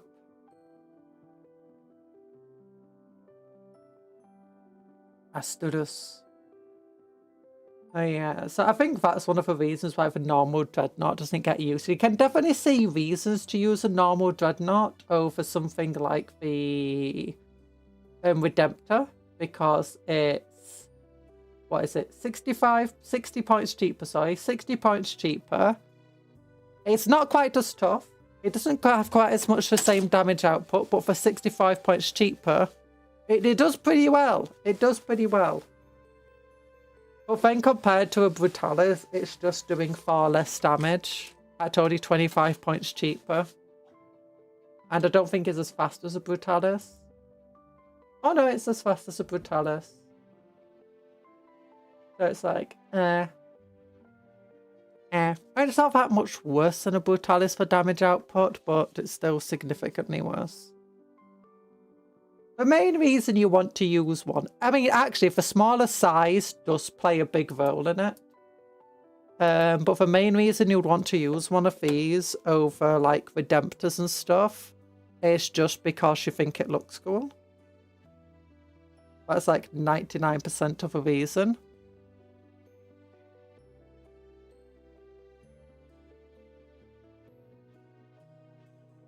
I mean,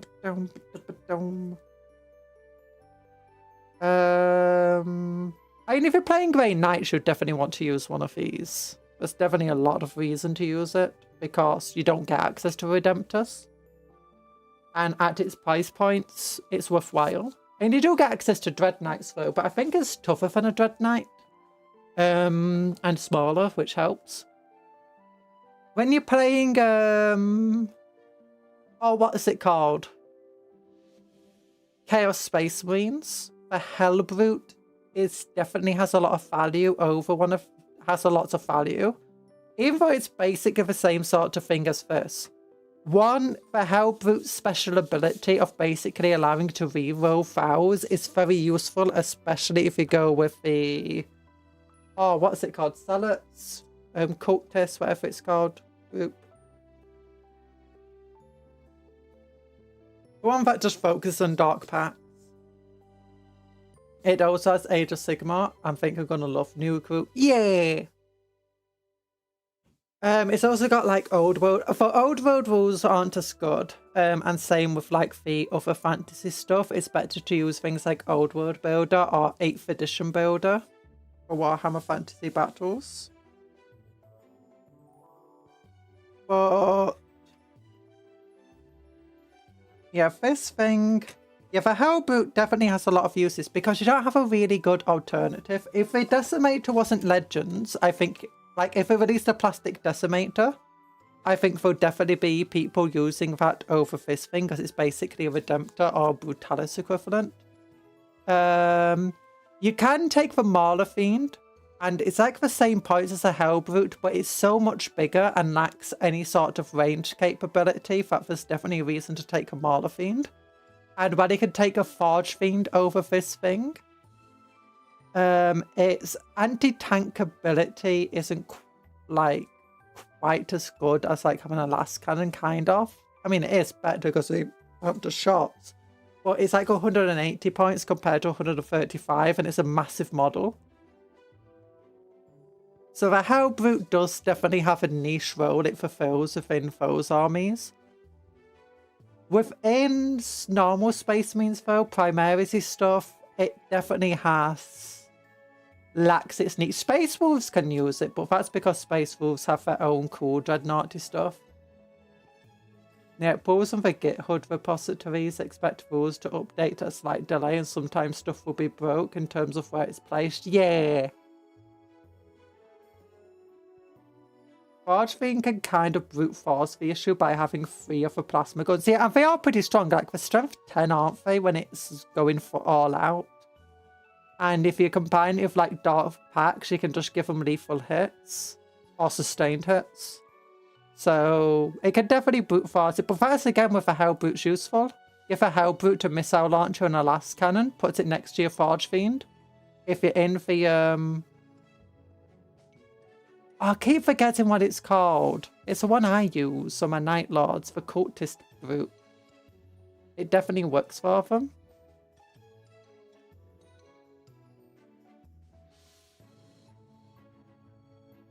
But yeah, so you're just rerolling your Dark Packs. Very, very useful. And that only 130 points, it is kind of just useful on your back line. Like, if you got a couple of Forge Fiends, a Forge Fiend, some Havocs, and one of these guys, you're basically just re-rolling your Dark Packs every single time for everybody. Well, actually, it's only infantry it gives it to the Dark Packs, or does it do it to vehicles as well? Actually, I think it might only be infantry effects. But either way, put it next to your Devastators. Your Havocs, sorry. But generally the Hellbrute's better as a kind of mixed melee shooter. Like, give it your plasma cannon, give it your multi-melter, send it onto the front lines. It's worth its price. But yeah, this thing definitely in 40 in the Space Marines. I mean, if you got 135 points spare for it, it's not that bad. But at the same time, you got Predators, if you want it to be in shooty. You've got... You just got too much competition for it. It is never optimal. It isn't, but the thing is, it's like most Space Marine stuff, and it's one of the reasons why I think Space Marines don't do too well. Just give me a moment, I'm really cold. Where's my jacket? Where's my jacket gone? Oh, it's on the back of my blooming chair. But, Electro Scourge of a Hellbrute. Oh yeah, that's the thing. The Hellbrute's also got 2 more weapon options that make them really good. The Electro Scourge and the... Oh, and can't it go for 2 weapon? Can't it go for 2 melee weapons or something like that? It's got the Electro Scourge and the Hellhammer. The Hellhammer is amazing at like just anti-tank duties. And the Electro Scourge is amazing for like anti-infantry and Space Marine duties. And that gives it a lot of extra flexibility. You don't need either. You definitely don't need either. You can just go for other options if you want to, but still. I think the Electro Scourge honestly kind of looks a bit weird. But yeah, So Hellbrute's generally just way more flexible than what this thing is. And I think that's one of the things where Space Marines actually kind of struggle, especially for the average player, is they've got so many data sheets and so many of them are non-optimal. But they're not bad, and that's the thing. You can definitely win with those data sheets and you can definitely put up good fights. But as soon as you start going to a competitive level, with those many data sheets, it's harder to balance. So you're going to generally have them, Games Workshop going on the side of what's the word for it? Not giving it, the opposite of giving it the benefit of the doubt. They'll overcorrect because there's just so many data sheets, you don't really necessarily know how these things are going to combo before it happens. So you just make things a bit more expensive than really they should be, or just make it a little bit weaker than it probably should be. Being these fixed loadouts, you lose a lot of flexibility with potential in units. Kind of. I mean, for Hellbrute's definitely not Hellbrute. The Box Knot has flexibility in its loadout. It can have multi-melter plasma cannon, last cannon, assault cannon, and its arm here can have heavy flamer, storm bolter, or missile launcher instead of the entire arm.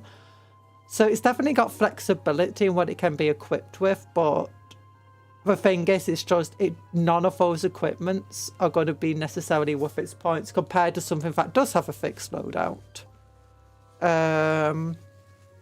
Like, only Redemptors doesn't have a fixed loadout, but like it can have its plasma cannon or it can have its assault cannon. You've got the Brutalis, which can have its sweeping claws, or it can just have the fist with the bolt guns. And I guess your infantry does, but I don't necessarily think it loses out on the lack of flexibility of the models. I think in general the lack of the flexibility in the units allows them to be point costed more appropriately. Like with the Legionnaires, it's like, sure, yes, I got flexibility with my Legionnaires, but I know that I'm paying the price for, you know, some of the cool weapon options they can have that are not necessarily optimal. But I'm paying that points cost anyway for them because it's fixed costs now. So having a fixed loadout with a fixed cost is definitely a lot better than having a flexible loadout but still with a fixed cost. Arguably anyway. But it allows you to just have your units a bit more specialised, like... Oh, and the Primaris though, like the more flexible units, it's like it's the Devastators. Hey, so not the Desolators. Desolators are one of my favourite units in the Primaris range. I know some people hate them, I adore them. For the missile launcher ones, and they are so terrible. What do you mean every Legionnaire squad is 2 Power Fists, 3 Chainswords, and oh dear, I'm speaking tournament. I don't actually use the Chainswords on most of my... I actually only have really 1 Legionnaire unit. And I got my Night Lord units as well, but they're the Nemesis Claw. They're not technically Legionnaires. I don't actually go for the Chainswords on them. On my 1 Legionnaire unit that I got set up at the moment. I go for... Auto Cannon. The big old Gatling Cannon. Power Fist, Heavy Melee Weapon, and... the rest of them bolters, because the entire squad is just meant to be sat on your home objective. That's its job. If it's in melee, it's not doing its job. When I was calculating these things, the bolt guns actually seemed worthwhile. It's like, yeah, they're not as good as the chainsword. The chainsword's definitely better, but the thing is, I'm just not expecting them to be in melee. If they're in melee, they're probably not in a good position. And to be fair, the chainsword is probably better because it means that if someone dropped on them and charged them, they'll be able to fight them off better. And meanwhile, the bolt guns wouldn't necessarily be adding a lot of extra punch to my heavy weapons that they already have there. But, I mean, I like going for thematic, if I'm entirely honest. And if I do go tournament, I can always just say, I know they've got a bolt gun, but they're really just armed with chainswords. I want Pact Bound. Pact Bound Zealots! Yeah, I love them. So my 2x5 Legionnaires are my aggressive. Give them that objective. I'm gonna re-roll on it. Oh, I go for squads of 10. Like with everything. I was going to go for squads of 5 raptors, but I'm like, nah, I want the old raptors, I want the new raptors. Squad of 10. Squad of 10! If the legionnaires are in melee, it means you have just been jumped by the orcs. Yeah, I mean, that could happen. And the chainsaws could definitely give them a bit of extra punch there. But at the same time, it doesn't give them that much extra punch over the normal melee stats. It gives them +1 AP. I think they're still only 3 attacks, aren't they? And it does allow them... Oh, actually, no, I think they have bolt pistols anyway, don't they, as a standard. But there's multiple ways. Like, you could have a squad of Space Marines drop-podded on you. You could have some Terminators on top of you. But the thing is if a squad of 10 Legionnaires are being attacked by those units, the likelihood is they're not going to win that melee. Even with the chainswords, because if you're getting jumped by, let's say, 10 jump pack dudes, the fact is that they're going to have so much more melee hitting you than you can hit them with. And you're also going to be losing casualties on the mortal wounds that they'll inflict upon you. So by the time you're finally hitting them back, it's like, it's peanuts. Same with, like, you get hit by Terminators, your chainsword's going to barely do better than your normal fist. Get attacked by Assault Intercessors, more even there, but again, it's like, there's at least 3 members of a squad who don't have chainswords because they got the heavy weapons, you know, for Reaper Auto Cannon, the Gatling Cannon, and the Book. So, how it feels to walk down a London alleyway, they're jumped by the orcs. Yeah! If you're getting your backline jumped by termies, just move away. Deathwing players hate this one simple trick. Now, the thing is, it depends on how the objective score points is going at the moment. Like, if you really need to hold your home objective for an extra turn, then you can't really move away from them. You can move as far away as you can while still being on the objective, but you still have to be on that objective, otherwise you're not getting points. And I could add cultists into that army, but it's not the army for... The cultists of the Slaneshi one, they're in the Slaneshi army. The Terminators who deep strike me tend to have scary ranged weapons, or worse, librarians attached. Yeah. So there's a lot of options where, and a lot of armies, it's like Necrons deep striking onto you. They're not going to melee you. They're going to shoot you to pieces. And when I've got a big old Reaper Archer cannon and stuff like that. And it's same with a Tau. It's like if a Tau get the first Vespid Sting Wings on you, there's a good chance you're not going to survive the next turn. And if you do, there's no real point charging them. It's like, if I've got my Reaper Archer cannon there, not for Reaper Archer cannon, if I got the big old Gatling cannon, I can't remember what it's called. But either way, it gets like 8 attacks. If that manages to survive, I'd rather be shooting, making sure that's getting its shots in than trying to get a charge in on them, or even from just overwatching me to death. So, I don't know. I mean, I definitely know it's not the optimal way to playing. Really, I should just have Havocs, not for Legionnaires, but I got some Legionnaires. I'm going to use the Legionnaires. Oh, I got the Legionnaires in my Combat Patrol magazine. I might as well use them. So it's like, yeah. And I think that's one of the things that this can be used for to some extent. It is cheap enough where if you've got like 130 points spent or left to spend, you can probably just put it to sit on like one of the back objectives and just hold it. And with a last cannon, it can be a threat to any of your enemy vehicles. And if you try dropping anything on it, between its heavy flamer and its fist, there's actually a good chance it can fight them off. I like melee Legionnaires. I do wish they got ranged rerolls as well as melee. Oh, did we not get the ranged rerolls? I thought they did. I thought it was just like if your enemy's on an objective. Only in veterans? Oh.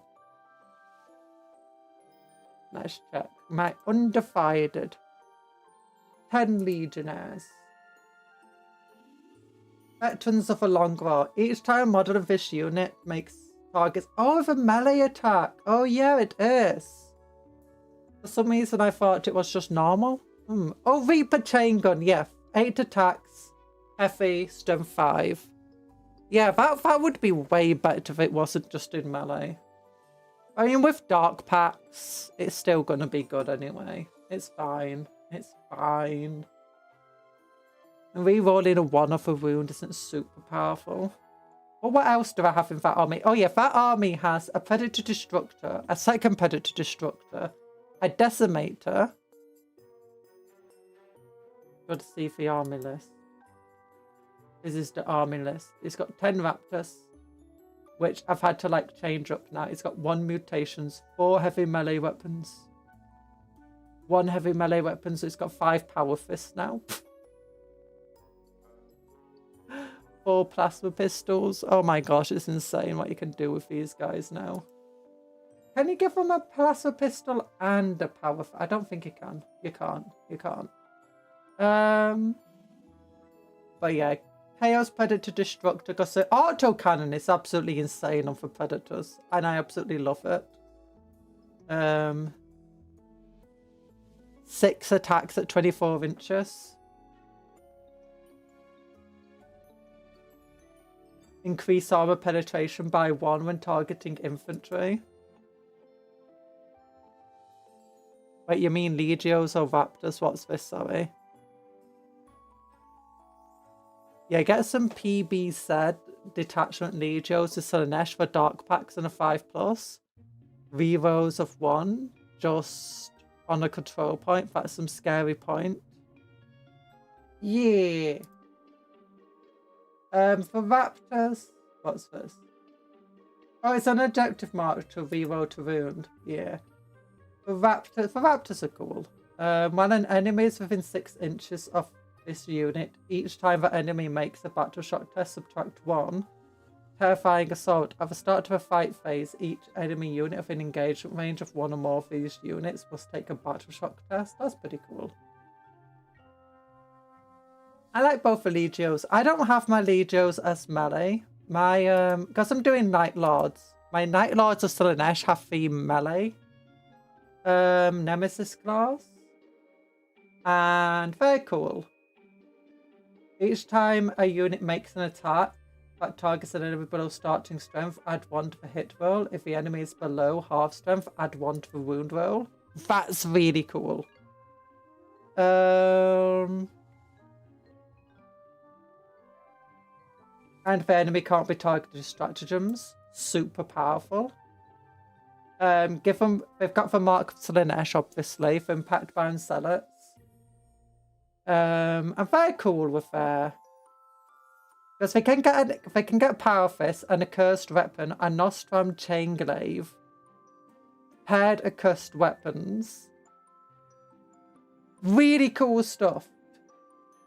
I don't like how the Chainglaive's only 1 damage, not 2 damage like the Power Fist, but it gets an extra attack and it got sustained hits. I don't mind. So yeah, but they do a lot of damage in melee. But the issue is you pretty much, you have to pretty much have a heavy bolt. I gave him a flamer just because I thought it would be cool. Plasma gun would probably be better.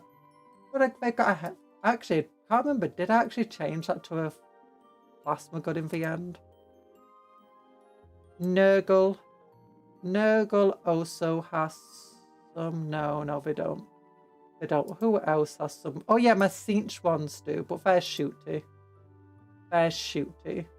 So my Nemesis cars and my Cinch are all bolt gun focus. You compare the close combat weapon to an Astartes chainsword. It's like chainsword gets 1 extra attack, 1 extra AP. It's decent, but it's not an amazing advantage. It's definitely better to give them the chainswords, but equally I'm giving them the Mark of Cinch if they do better in shooting. That's a lot of numbers. It's a lot of numbers. Oh, Don't I have another army that wants one of these venerable dreadnoughts? I feel like I do. Which army is it?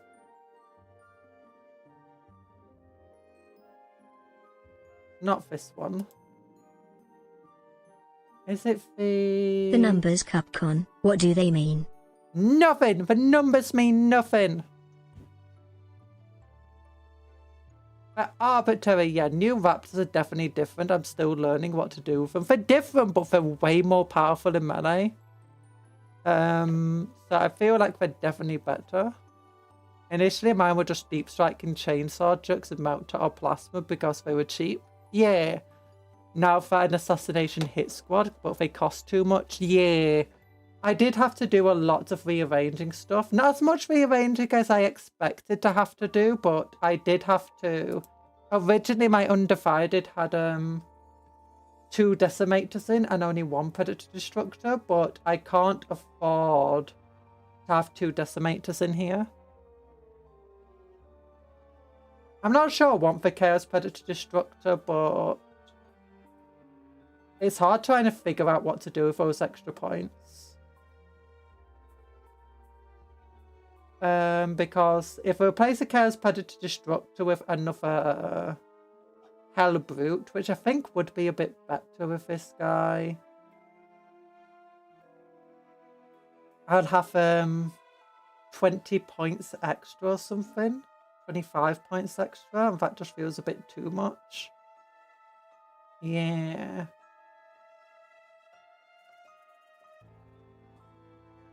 It's not exactly much you can get for 45 points. I want an extra fig. That being said, what does my Cinch army have in it now? 10 Havocs, 5 Havocs, 10 Rubric Marines, Sorcerer, 10 Nemesis Scars. I don't actually use proper Rubric Marines. Instead, I've got Dino the Disintegrator weapons from Horus Heresy. And that's what my Rubric Marines are. They're just armed with Disintegrator weapons. 2 Obliterators, 2 Hell Brutes. Yeah. I've only got 3 Hell Brutes, so I can't have another Hell Brute.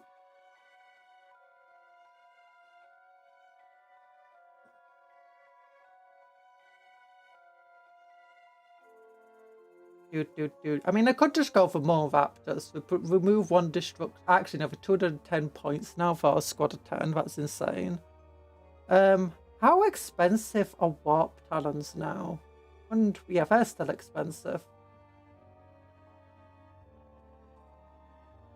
Hard to know. Hard to know. Defilers! Defilers are so expensive and so impossible to use.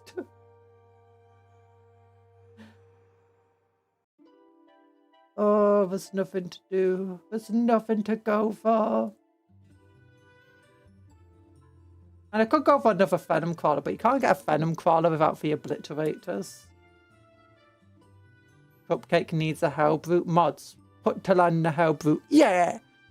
I don't know what I'm going to do for the Hellbrute because I don't want to pay 40 quid for a model this size. And that's how expensive it is, and it's online only. I'm thinking of just getting a couple of Contemptors, but then I don't know how to make the Hell Hammers on them. Defilers are so bad right now. I know, they've always been kind of bad. They suffer from the same problem that the current Redemptor does. Oh, that's where it went. It was on the back. I put it here, but it was up here. Now, whatever. Not as bad as the... Not bad for Oblits are fun. Yeah, I've got 2 Obliterators already, and I've already got 1 Venom Crawler. But the thing is, if I want to go for... Let's say I want to replace one of my Predator Destructors for a Venom Crawler.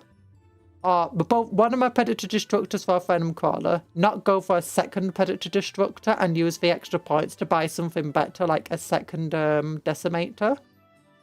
The issue is I'll have a squad of Hellbrutes that I don't know what to do with. Not Hellbrutes, Obliterators. Of 160 points, so they're very hard to just put somewhere else. Like, I can't replace one of my Hellbrutes in my Cinch army for them. I could replace both of the Predator Decimators. Would it be? 30 points. That'll be 45 points extra. 8. I'm going to have 25 points spare, but I want 3 vehicles there because I got the Warpsmith in that army. So I want 3 vehicles in the army, so a Warpsmith feels like it has a job to do. I use them in my Pack-Bound Zealots. They're literally for only access. Chaos Space Marine has to indirect once per game. Oh yeah, your missile launcher that you get on like your Rhinos and Predators. That's not indirect, is it? I think it used to be. Well, that's not indirect anymore. Not that I really use indirect anymore. You pay a premium for indirect weapons and stuff. The only army I found that doesn't really pay a premium in indirect, or more accurately, the indirect just feels really worth the price. And it's like, why wouldn't you take it? Is on the Tau.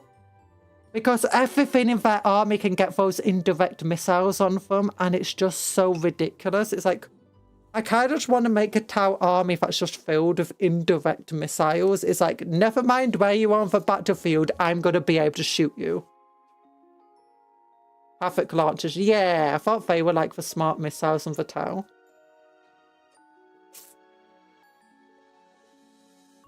Yeah, Havoc launchers are still very fun. It's nice, no, but Chaos Space means it's funny, being able to go, hey, I've got a Predator. It's like, yeah, I've got a Predator too, when the normal Space means. And it's like, yeah, what Pinto mounted weapons do you have? Well, I can only have the Stormbolter on it. It's like, well, yeah, I've got the Stormbolter too. Also, I've got a Havoc launcher. It's like, wait. What's your rule for your Predator? Yeah, my rule is the exact same as your rule. We both get like +1 AP when we firing at infantry. It's like, okay. And you can have last cannon sponsors. Yep.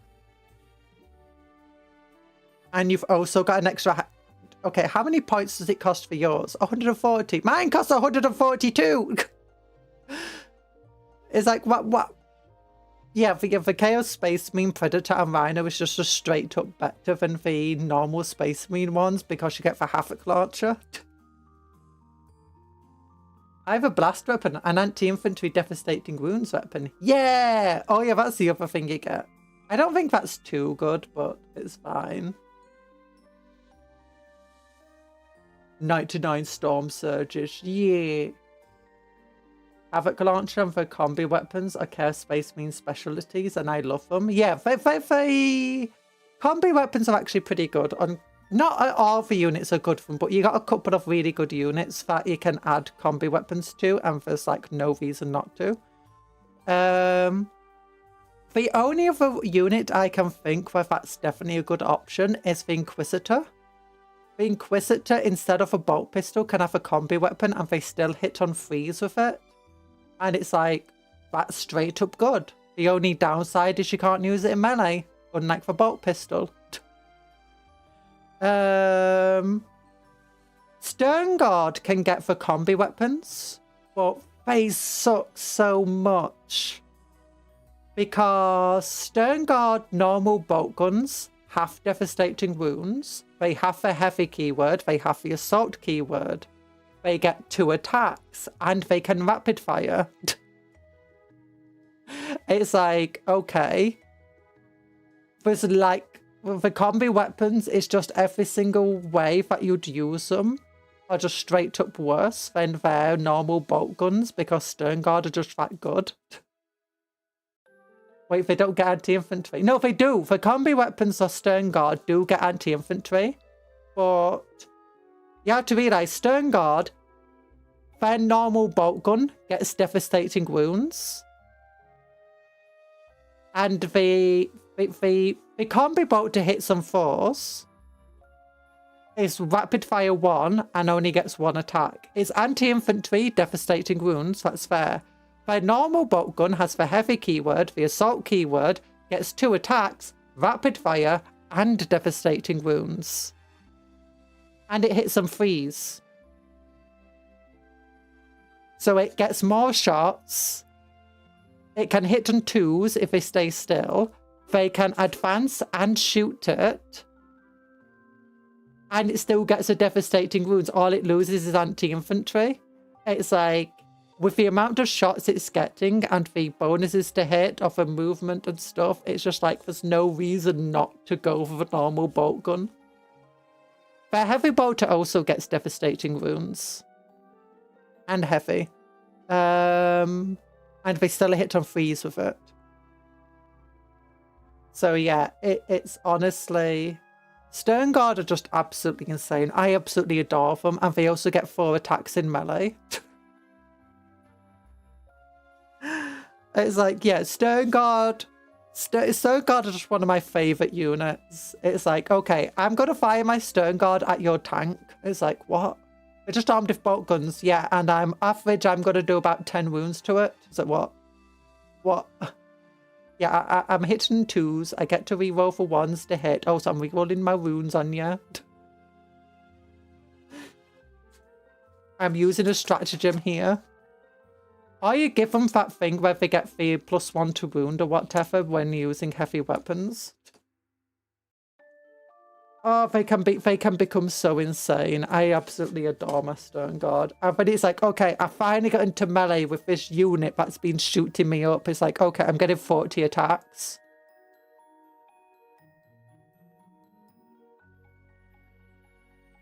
Oh gosh, and do you know all those rerolls and stuff I get normally? Yeah, they apply to melee too. It's like, what? No, no, no! I'm charging my Carnifex into your Stern Guard. Good. I wanted to hit it. With my power fist. No. I absolutely adore Stern Guard. Even not optimal by any means, but I just adore the units. They definitely did lose a lot of advantage when they decided to give, oh, what they called? The normal intercessors. They gave them that new rule. It's not that new anymore, but they gave them that rule where as long as everyone's shooting the same target, the bolt guns become assault 4 rather than 2. It's like, okay, yeah, but that unit just suddenly became super powerful. Have you ever done Chaos Space Marine Pact-Bound Seal at Death Star? 2 Forge Fiends, a Hellbrute, a Baden. No, no, no. I don't use a Baden. A Baden bad. Baden. That's why he's called a Baden. A Baden the Armless.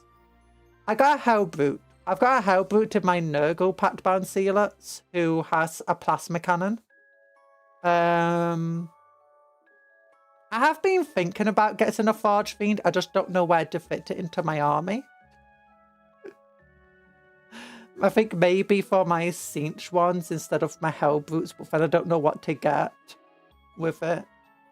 Maybe I could do it instead of a Decimate, but I really want a Decimate if it looks so cool. I'm hoping to release a plastic version of a Decimator because the Chaos Space Marines could really do for proper Redemptor equivalent.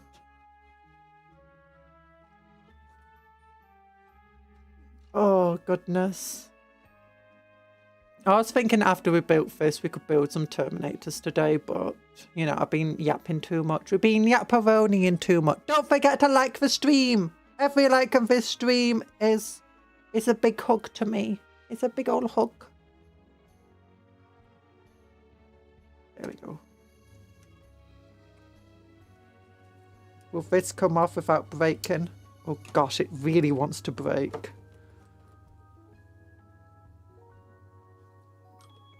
I'll just make sure this is glued on.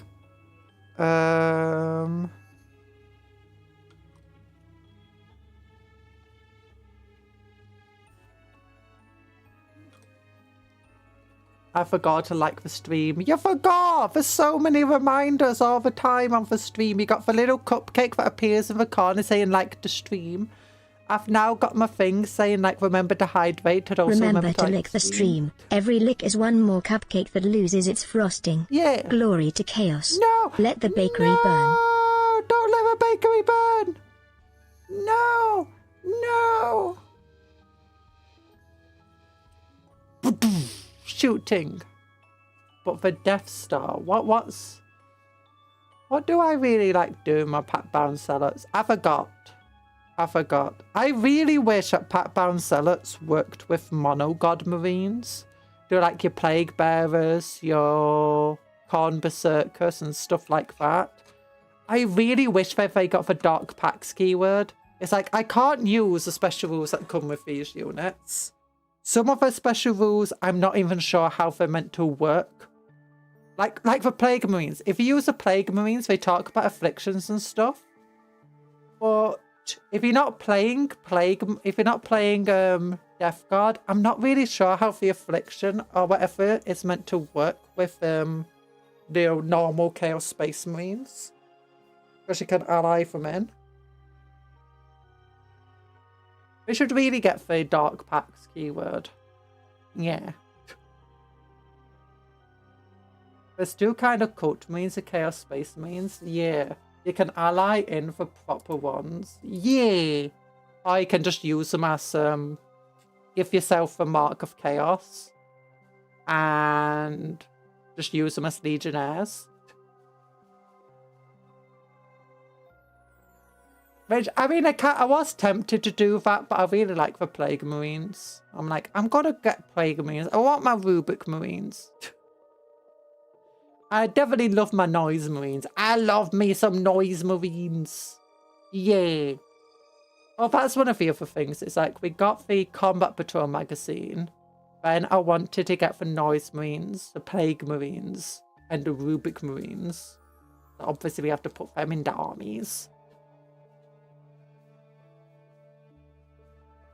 Oh, gosh.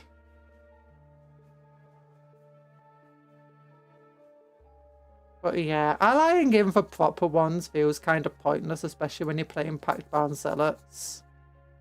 And that's when you want to ally them in for most.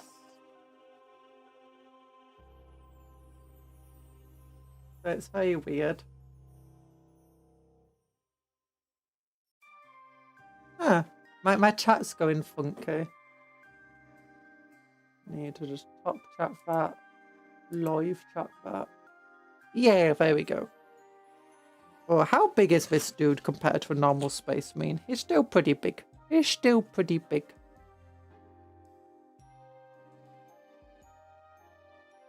Oh no, wait, they do give a Heretic Astartes keywords. Cult of a Dark Rule explains it. I know they got the Heretic Astartes keyword, but they don't get the Dark Packs rule, do they?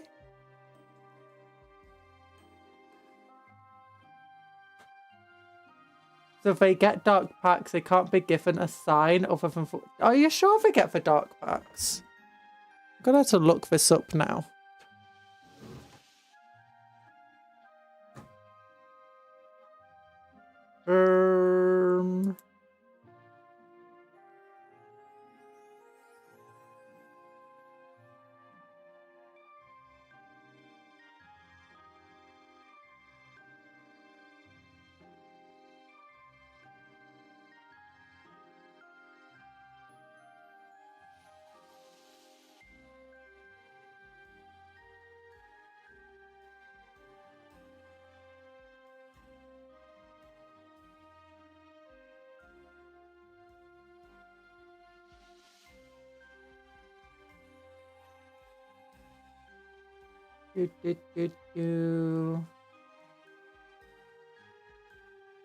Where am I looking at?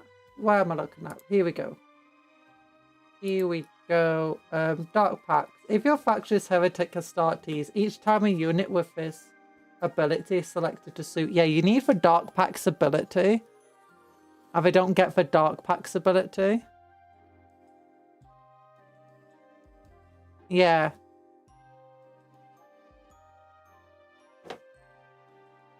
That's the issue with them. You need, it is not just the keyword. So they do get the keyword for like stratagems and stuff, but why do noise means have to be so booping boop? Because they're so cool. Noise means are the best. I love my noise marines. They always used to be super cool. I've actually got a noise marine here. This one. The special made to order one. I'm wanting to make a Lord Discordant and replace a body on top with this dude. I think that'll be super cool. I also want to like give it speakers in its mouth, you know, for a creature, the House Stalker.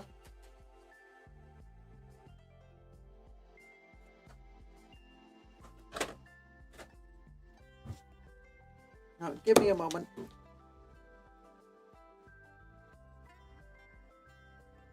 Yeah.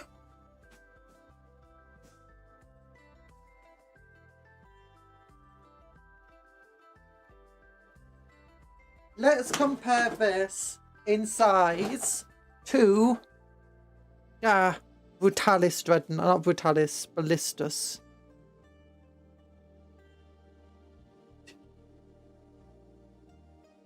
I mean, the last cannons are similar in size, I guess. Kind of. A little. Maybe not so much. This silence this is what offends colour scheme I'm going to go for, except I'm going to put more gold on this one.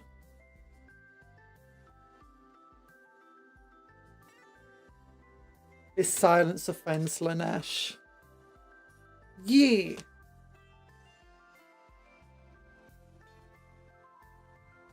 Oh, look at that. Look at that. Let's compare it to the Hellbrute. I've still got the Hellbrute here. Give me a moment. Hellbrute, come here. Close that. Step in. Over.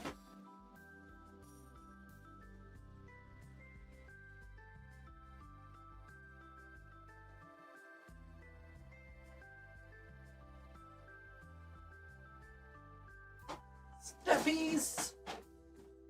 I'm here. There we go. Oh. Compare size to Hellbrute. It's still bigger than the Hellbrute. Look how much smaller the Hellbrute is. I'm joking. The Hellbrute's actually a little bit bigger. Oh my goodness. The Hellbrute's bigger than something. By a tiny, tiny amount. Punch. Hellbrute's still dead though. Wait a minute. Wait a minute. The Hellbrute is just straight up better than this guy, but it's 5 points cheaper. This guy's 135 points. This guy's 130.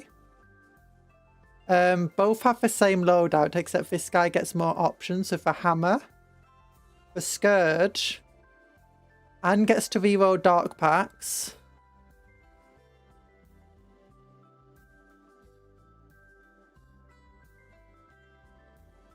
And it gets an invulnerable save of 5+.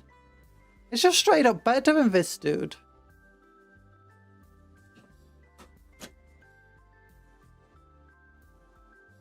I should add a Hellbrute to my wish list. I just have a Mortis Metallicus. One from ages ago. Oh.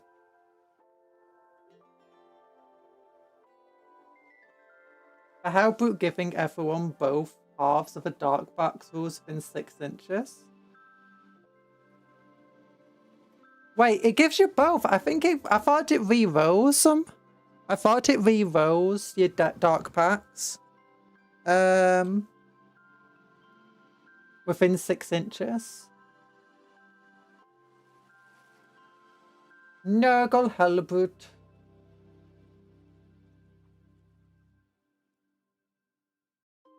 Oh, they gain both weapon abilities instead of one. Okay, never mind. That's really cool. That's even better. Nope, you get both. Did we change that rule? Or is that... Which for pattern bound, you're getting sustained ones and lethals and a 4+. That is really good, yeah. Am I being insane with a reroll thing? I thought it gave them rerolls. Like, is that a new rule change? I'm gonna have to check now. Oh, am I thinking of a different rule? Am I getting something confused here? Yeah, Space Marines. Go. Don't go there.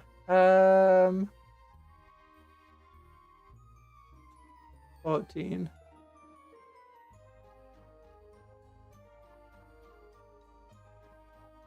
Or maybe it was for dot. Maybe I'm just getting confused for dot chaos icon. Maybe that was it.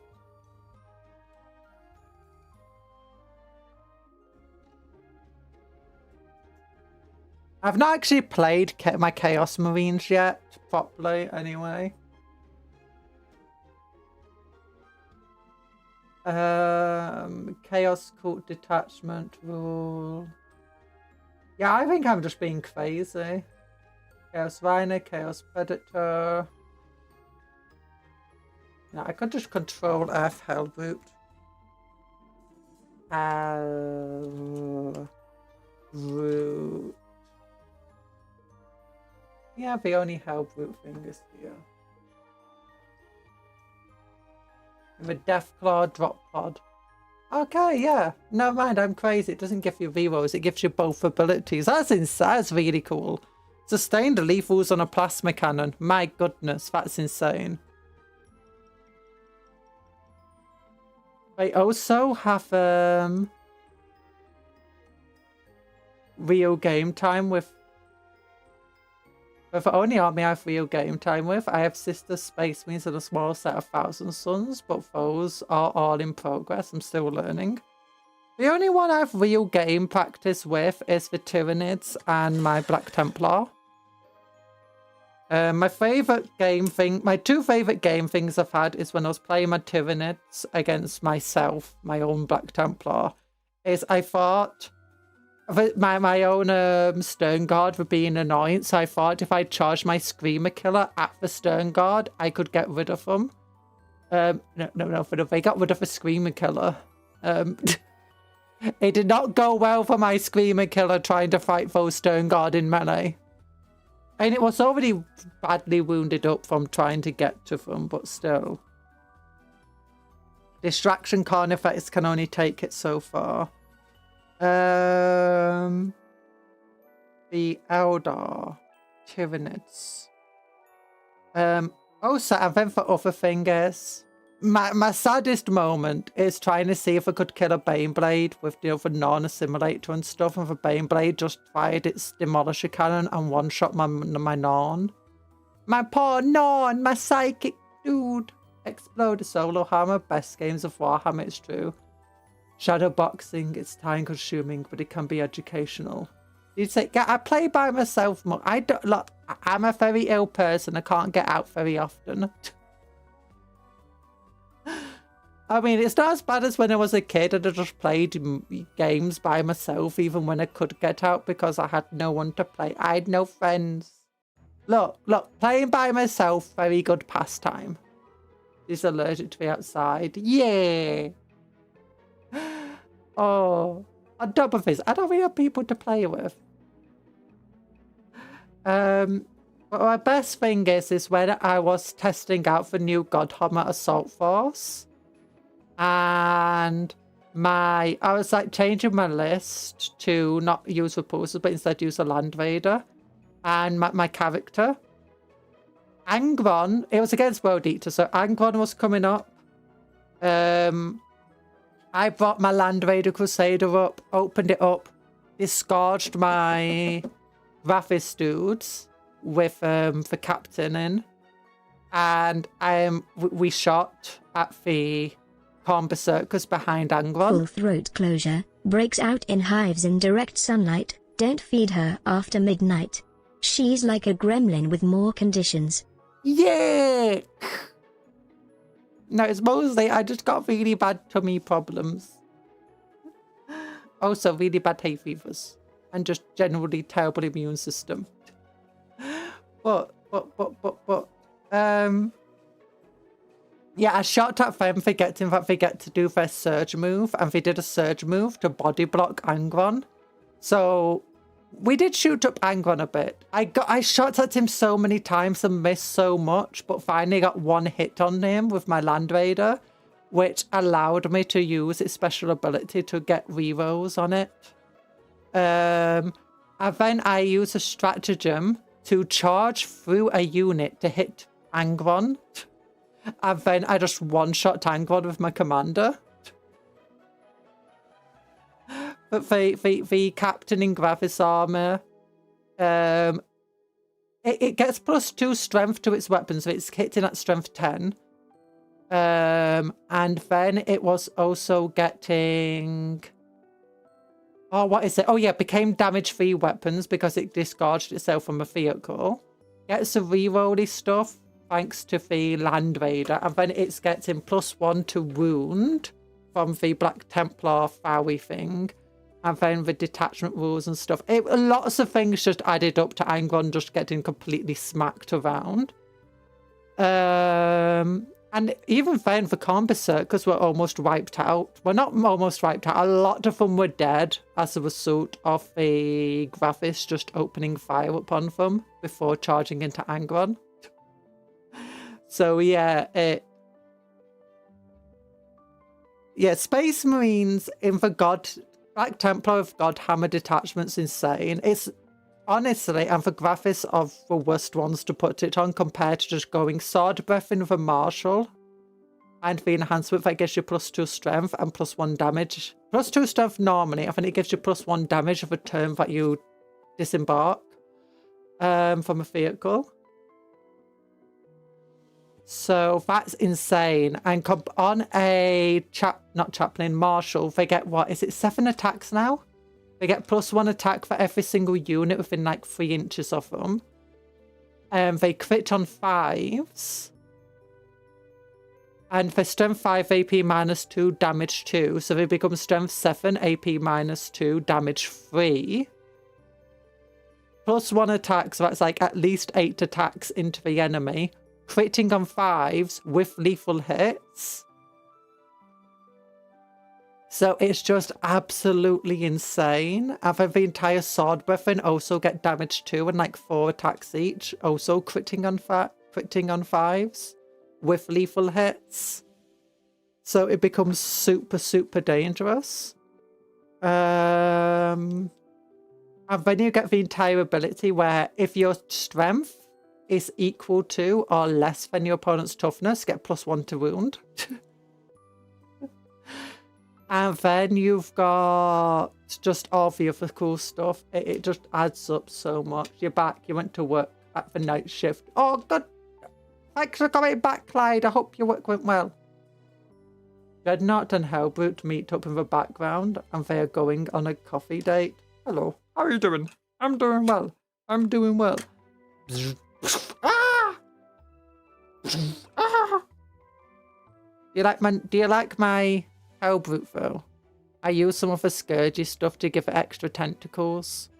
And also that's what this arms of the Demon Prince, if you're wondering where it's from.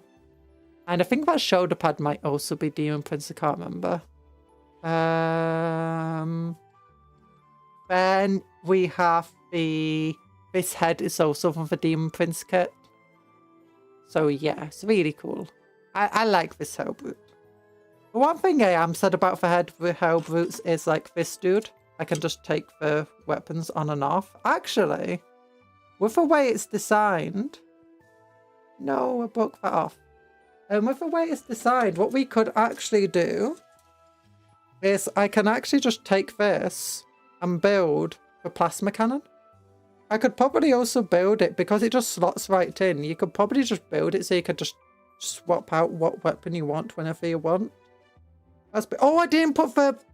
That's what we forgot to do. Forgot to put the smoke launcher on it.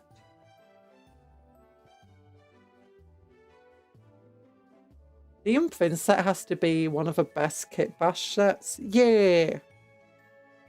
Oh wait, does a Hellbrute have a keyword smoke? I don't think it does. So maybe that's a one advantage that the Space Marine one has over it.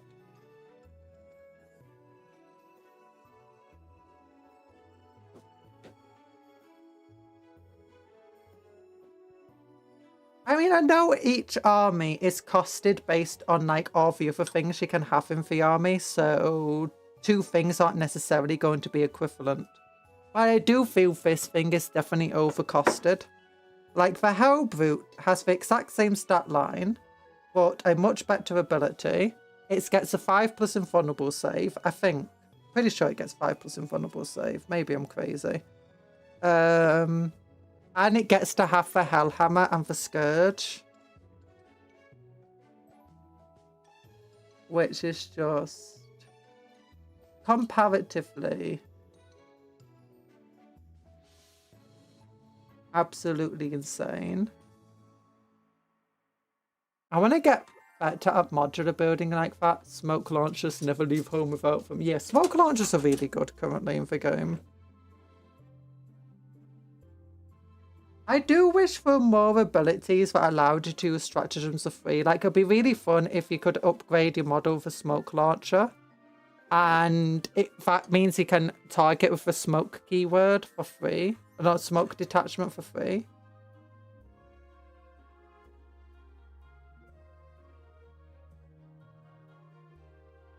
Maybe that will be a bit overpowered or whatever, but... I just wish we had more stuff like that going on with the game. That being said, I guess command points aren't that rare. Yeah, this guy definitely needs to be cheaper though. He's 5 points less than a Trigon. He's 5 points more than a Hellbrute. And he's significantly worse than both. He's only 25 points less than this Brutalis over here, and significantly worse in almost every single way. Like, there is not 25 points worth of difference between these two.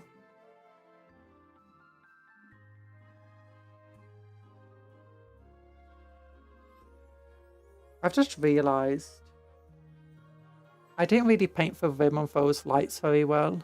Ah, you can say it's reflection.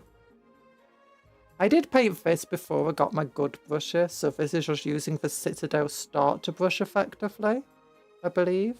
It's not too bad for that. It was one of my first models I painted when I came back in.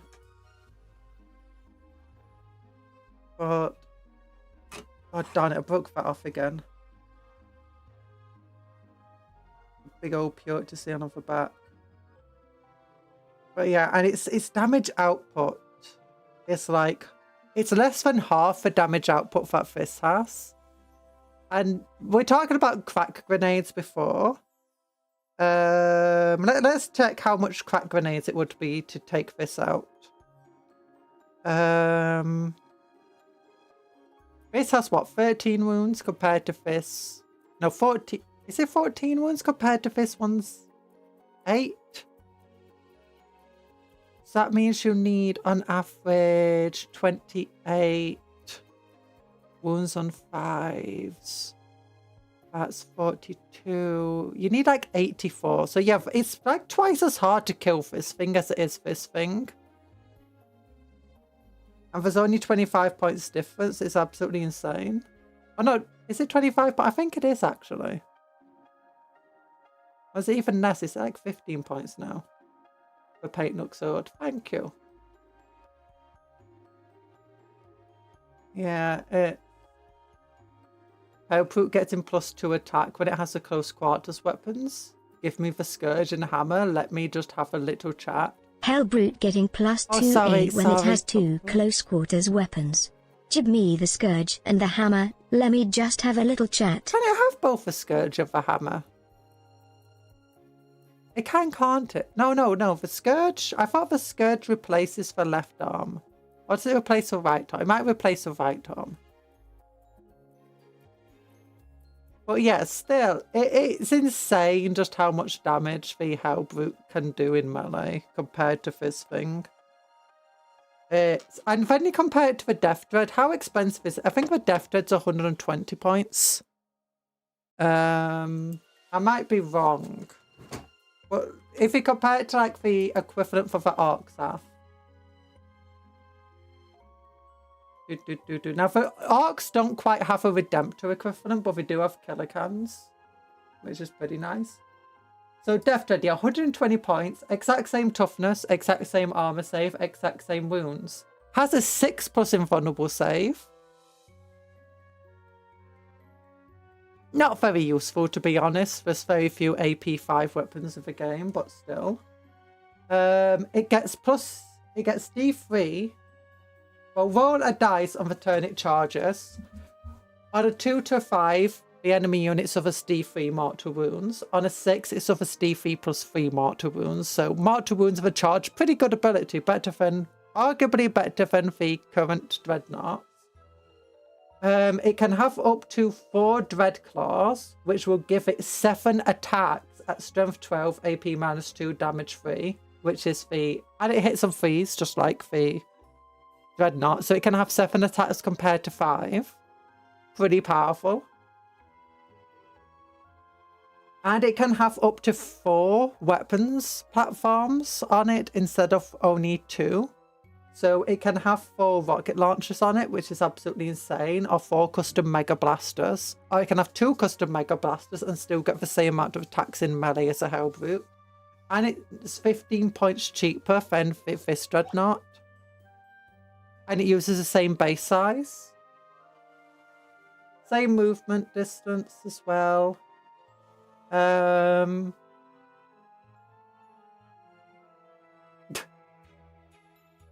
it gets a war ability, which is really good. I guess you do get the Oath of Moment ability with this thing. As long as you're not playing Black Templars or Space Wolves. But I don't know how much that covers the gap. Especially considering this thing gets its dark packs. Hi Paladin STEM, you don't know much about the tabletop stuff, so I believe everything she says. Yeah, believe me, this thing gets 60,000 attacks. It takes 6 years to just roll its dice on the battlefield. How I used to get a melee Melter Gauntlet. It would be cool if they got that on a Melter only suit. Oh yeah, they used to get something like that.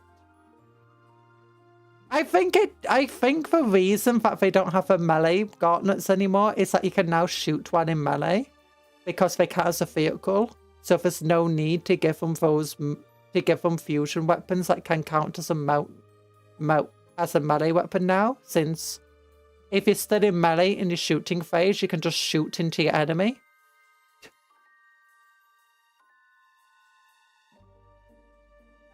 So I don't really feel like, unless they change the melee rules so we can't shoot into melee anymore, I don't think they need it. So So we gave it to the Admech via Belisarius, and they start dominating tournaments. No.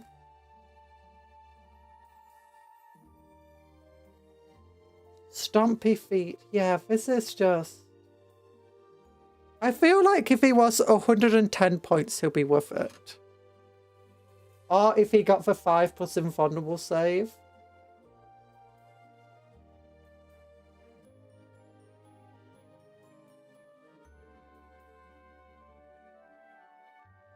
Oh. Or if it just hit on 2s because it's a venerable dreadnought, you know, so it's more skilled. At the moment, the equivalent of the stuff at the moment is fusion blades, which if you go for experimental prototype cadver, which is what I've got over here, the commander in Cold Star Battlesuit can get fusion blades upgrade. And what that does is Tau Empire model only. Select one fusion blaster equipped by the bearer. Improve its attacks characteristic of that weapon by 1. Improve its strength by 3. And that weapon has melt to 4 ability. So yeah, it's not exactly a melee weapon anymore, but it's still absolutely insane. Like, your fusion blaster with superior craftsmanship and fusion blades is going 18-inch range melt to gun at strength 12 with 2 attacks. It's absolutely insane. And melt to 4. It's like, yeah, I'm just gonna drop next to this unit. I'm 9 inches away, aren't I? It's like, yeah. It's like, wait, why are you measuring 9 inches? It's like, what's that important? Well, my melt has got 18-inch range. 18-inch, yeah, gets that plus extra 6. So 9 inches, I get my melt to 4 roll. Oh gosh, that's not good. Well, at least you're only strength 9, aren't you? No, it's strength 12. Oh, so it gets 2 attacks. And I hit them freeze. Ah, that doesn't work. Wait, what doesn't work? You can deep strike 9 inches away now, can't you? Or do you have to be with... Do you have to be a bit closer? Oh, no, I'm not sure.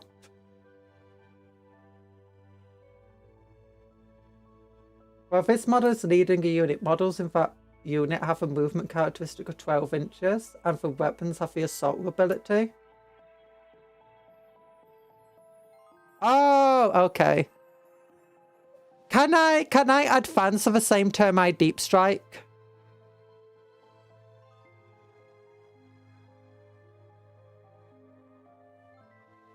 Because if I can... No. No! Okay, either way still. It is still a 12-inch AP -4 weapon. No. No. But either way, it's still super powerful. Okay, you don't deep strike, you just move him 12 inches. Land next to your opponent. Advance. I'm now within 9 inches of you. Bam to the face. And if you go into melee with him and he survives, you know, for first turn of melee, they will get to... They'll be hitting on 4s. With still 2 attacks at the strength 12 AP -4 damage D6 mount to 4. That's pretty good. If you do struck with a plus 2-inch range onto that weapon, somehow it would proc the Melter rule. I don't know. Is there like a stratagem I can go for here? Stratagems. Experimental weapon. Add 2 inches to your weight. It doesn't do it.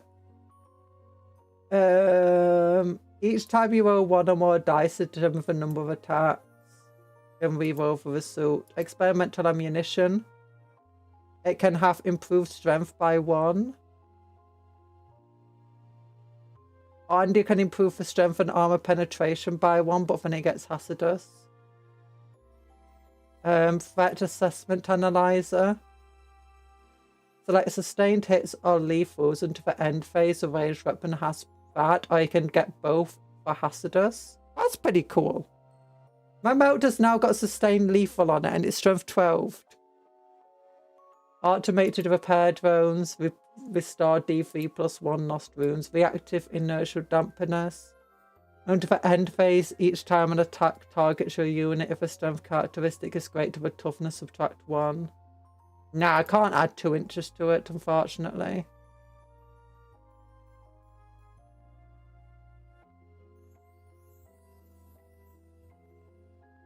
I mean, do these things get deep strike?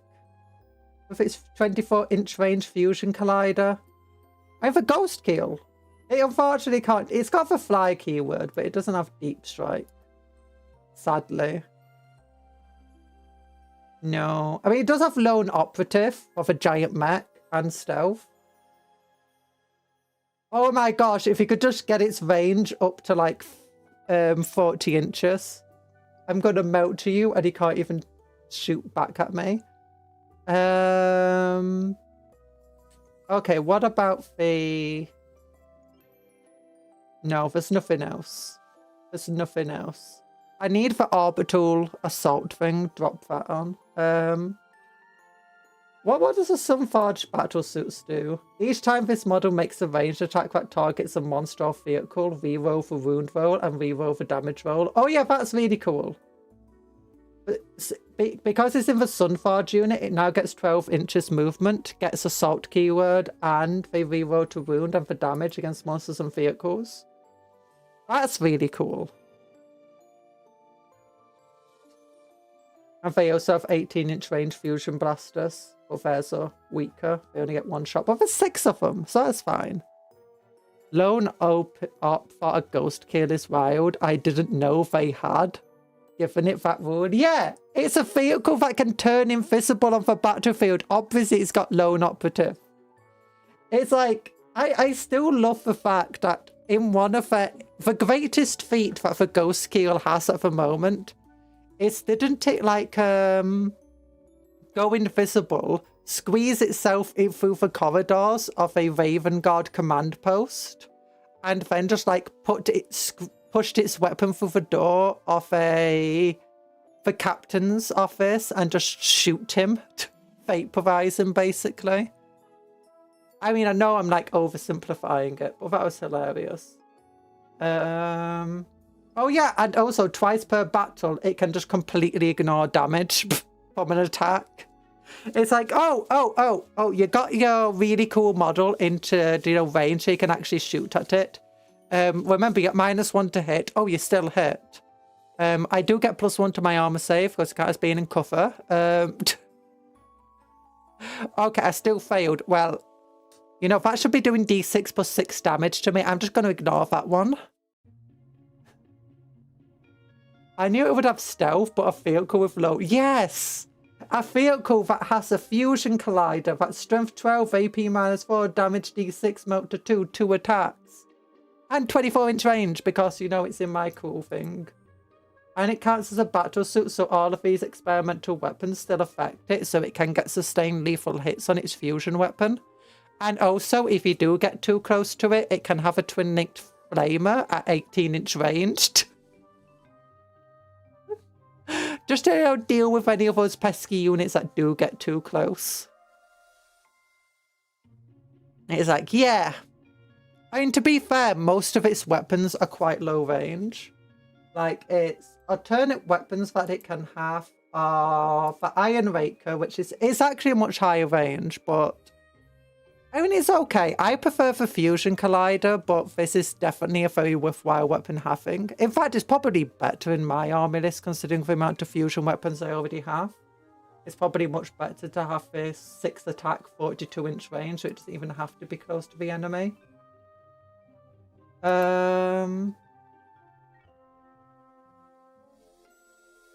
But yeah, lone operative, that's 18-inch range, isn't it? Oh no, 12 inches. Never mind, 12 inches. So if I could just get this to, you know, over 24-inch range, over... Oh yeah, if it was just like 26-inch ranges, I'd be able to melt to you. And you still wouldn't be able to target it. Oh, and it's got stealth. Subtract 1 for the hit roll. With a greater good, it can get spotted as well. Oh gosh, I just love these stupid things. Ghost kill my beloved, yeah. I don't know, should I give it a fusion color? By the way, I did buy the stealth suits, and then I thought since I'm getting the stealth suits, I need some friends. So yeah, this is the actual army I'm getting. It's basically for combat patrol. For combat patrol is really, really good. You want to see something hilarious that you can do with a combat patrol if you get yourself a Cadra Fireblade? Build a breacher team. And with the experimental weapons, they get +6-inch range. And they're armed with these pulse blasters. Normally a 10-inch weapon, but they got +6 inches, so they can be a 16-inch weapon. They get 2 attacks at strength 6, AP -1, assault. But do you know what's really cool? Is the Cadra Fireblade has this ability, add 1 attack to the ranged weapons. So yeah, that's 3 attacks at strength 6, AP -1. And also, breach and clear breacher team. If they're attacking an unit on an objective, reroll for wound. Oh, that's hilarious. Alright, and then give them a guardian drone, -1 to wound when he's shooting at them. And then just put them with their fireblade inside a devilfish or something like that. Actually, can you put them in a devil? I think you can. Transport 12 models. Yeah, so you can just put them into a devilfish, and you know, drop them near an objective. You know, just near it, within 16 inches. It's fine. Bigger is better. Confirmed. Yes. So yeah, your squad will just be getting 30 attacks. Just spot them. Use the devilfish to spot for them because you can now.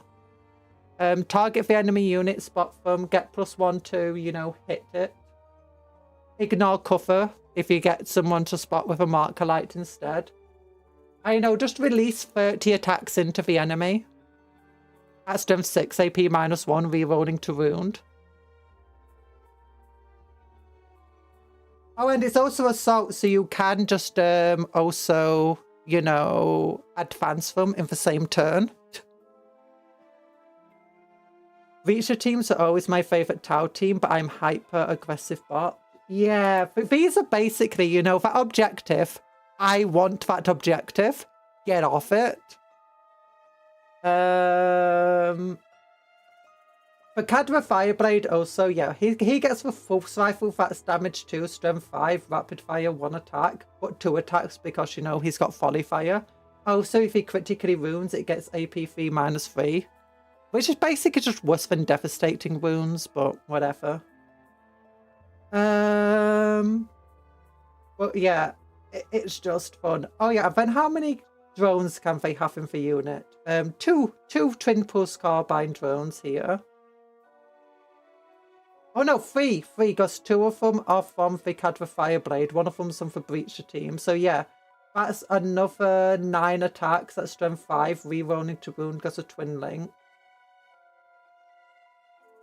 And then you've also got your, if you stayed still, so you can't do this on the turn you get out, indirect fire. It's like, yeah, this is that's absolutely insane. And then just add in your devilfish with its smart missile system with its indirect fire and its accelerate to burst cannon going in. Yeah, it's like, just get off my objective, dude. Get off. I also like Vespid Stingwings. It's like, yeah, I'm just gonna deep strike behind your unit and do all your stuff. And we got Neutron Blasters, which is 14 attacks at strength 5, AP -2, damage 2, assault. They can't get marker like, so they only hit on 4s. They can ignore cover though, that's pretty cool.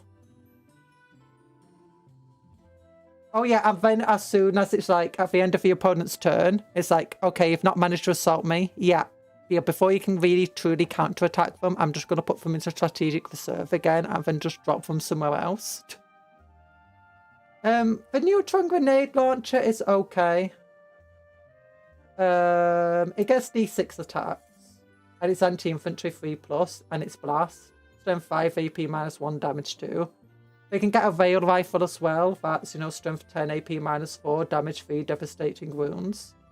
Arguably, a neutron blaster might just be better.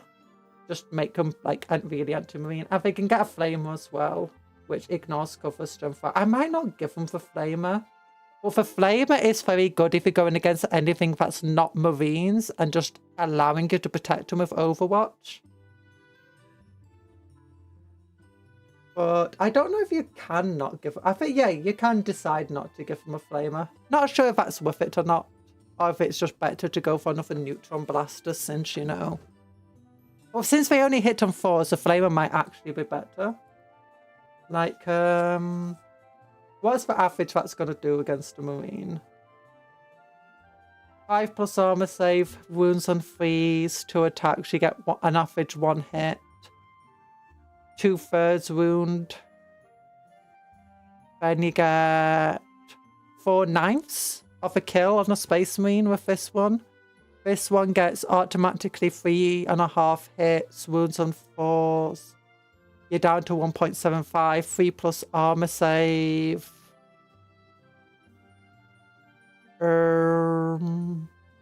Which is what? Divided by 3. 1.75 divided by 3 is about 0. Just less than 6. So yeah, actually it is on average doing more damage to a Space Marine for the Neutron Blaster. It's got more potential as well. It can kill up to 3, a Neutron Blaster can only kill up to 2. So yeah, maybe, okay, it's better. You can't use it when you're advanced, but still. But yeah, first bid Stingwings are great. And Pathfinders are also just amazing. Pathfinders are great because they can spot for you, but they also benefit from shooting the unit that they spot. So they've got this rule, target uploaded. Each time a model in this unit attacks a target that they spotted, improve ability skill by 1 and have ignore cover. So yeah, they're just really cool. I really like Pathfinders. Pulse Carbines are also really cool. 2 attacks, Assault, Twin Link. 26-inch range. Yeah, well, no, just the normal one, don't get Twin Link. You can give, what can you give them instead of Pulse Carbines? You can give them, oh no, they have to have Pulse Carbines, that's it, isn't it? Yeah. You can't give them for normal shoot-to-shoots. But you can give them a rail rifle and iron rifles. You can give, can you give them 3 rail rifles? I think you can. Yeah, I don't give them 3 rail rifles because I'm like, I don't think anti-tank is what I'm missing of this army with, you know, the Sunforge battle suits. And the Cold Star battle suit here. And rail rifle's not amazing at anti-tank. It's strength 10 AP -4, 3 damage, but it's only 1 attack. I chat, it's literally 2 AM here. Oh my gosh, the time. Yeah, I've been yapping for way too long, sorry. Well, the iron rifle's really good. It gets 3 attacks. It's a plasma gun with 3 attacks. At 36-inch range. It's got a heavy keyword, so it gets +1 hit. Yeah, I really just... Tau are just such a fun army in terms of what you can do with them. It's like, yeah, once you get into melee, you're basically being killed. Your battlesons can actually still do relatively well as long as it's a 5 for melee. But being a vehicle that's only toughness 5, and they only have a 3+ armor save and not super good, they are surprisingly easy to get rid of. The main thing about Tau is that the glass cannons, they hit really, really, really hard, but if you can hit them back, they're not going to survive that well. I mean, they're not the most glass cannony, but compared to a lot of armies, they're very glass cannony, especially for how many points they are. Like your Ghost Keel over here, it's only toughness 8 with 12 wounds, 2+ armor save though, and no invulnerable save.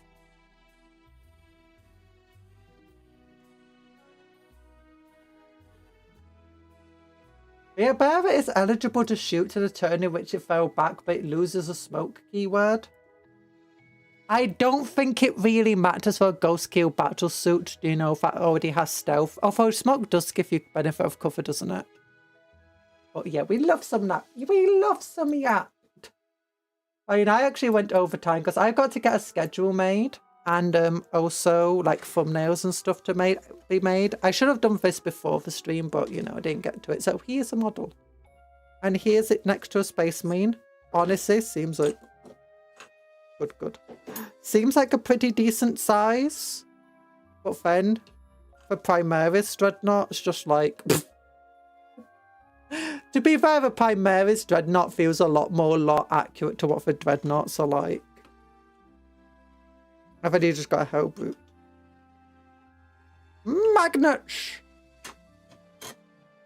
But yo, Kill! And unfortunately, I'm actually looking to end the stream now. I'm sorry, Kill. You just came back in while I'm ending. Oh gosh. Sorry, I missed that message. It was held for review, Anthony. Darn kids, get on my lawn, loads blaster. Pulse blaster of malicious intent. Primaris Dreadnought feels like he's overcompensating. He's overcompensating for the fact that his body got torn to shreds. To be fair though, when this Dreadnought came out, give me a moment. Give me a moment.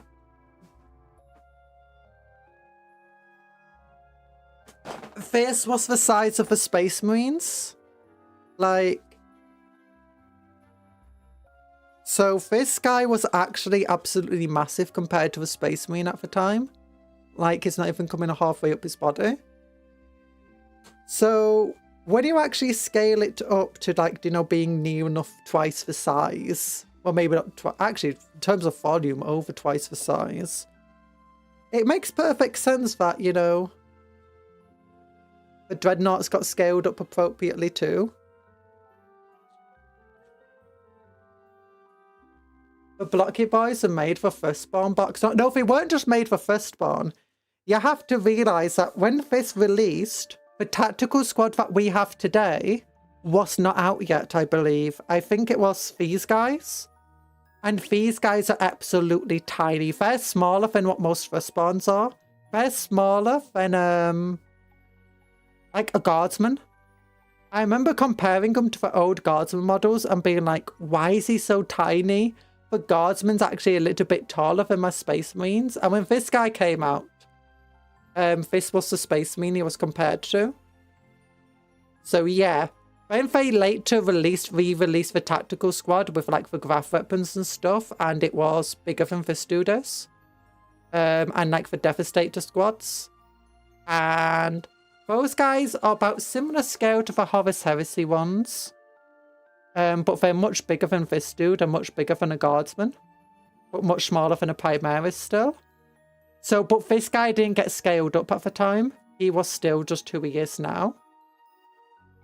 I'm talking lore, not for mini. Oh, okay, yeah. Yeah, the Blocky Boys are made for the Firstborn box lot. Yeah! Yeah, they were made for Firstborn. And the Primaris ones are made for a Primaris. Also just for the modern battlefields. Like these things, they were cheap, they were easier to keep, and they kept the guys alive for longer, but they're like, we need bigger, better Dreadnoughts. So that's why they got these guys out. In the same way that, like, in real life, we got the Primaris to give us, like, true scale Space Marines, and then we got the lore to go with it. The same thing is this just had been out of scale for ages with everything else. Like, so this dude's like twice as tall as him, but honestly, he's not far being twice as tall as him. So it's like, yeah, so it actually isn't as crazily scaled as you think it is. It's just that this guy has been so long out of scale that he feels small. And the Hellbrute. The Hellbrute's a bit weird though, because he came out much later. And you can see he is bigger than this dude, but he's not that much bigger. And it's basically because he was made in scale with this one. But this one had been out of scale with a normal Space Marine for ages. So... it's very... It's weird. By the way, this thing comes off. The Redemptor pattern was made because the Primaris were too big to fix in box knots. Yeah, they also wanted bigger, better Dreadnoughts, I believe. Like, they could have just made them slightly bigger than what they currently had, but no, they just decided to go for absolutely massive dreadnoughts. The battery is part of the dreadnought's backpack. Yay! Dreadnoughts are fun. I do have a soft spot for these dreadnoughts. If you actually look at the Hellbrute on Space Marine 2 and in other lore, the Hellbrute is actually a lot larger than its model equivalent. Like, it's closer to, it's not quite to the same scale as a Redemptor, but it's not this much smaller than a Redemptor. So I'm wondering if they are eventually, because it's online only, I'm wondering if they are eventually going to re-release the Hellbrute and maybe the Decimator at the same time.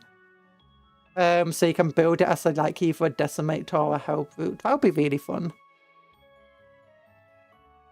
I agree that Deads deserve to have knees, but I do love my box knots. Yeah, the box knots are cool. They do actually kind of have knees. If you look at it here,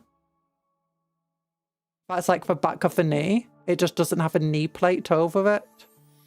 But the legs are just so tiny compared to the body. It's hilarious. And a lot of animations that don't take into account that this part can move separately and that these tubes can move separately from one another. So instead you just see them like waddling like a penguin.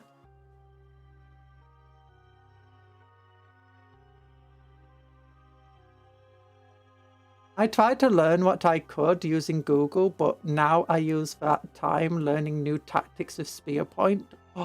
Oh.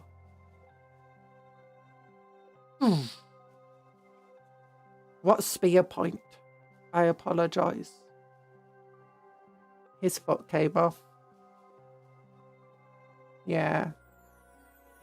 There's some stuff that's, yes, a lot of Space Marine scale is just really wacky at the moment. It's like Land Raiders and Predators, Rhinos and stuff. Their scale is just so small. Rhinos are a bit more forgivable, I guess, but the Land Raider cannot fit 10 Space Marines, especially not Primaris Space Marines inside it. The Spartan tank definitely can. I'm hoping that one day we do get a re-release of a Land Raider.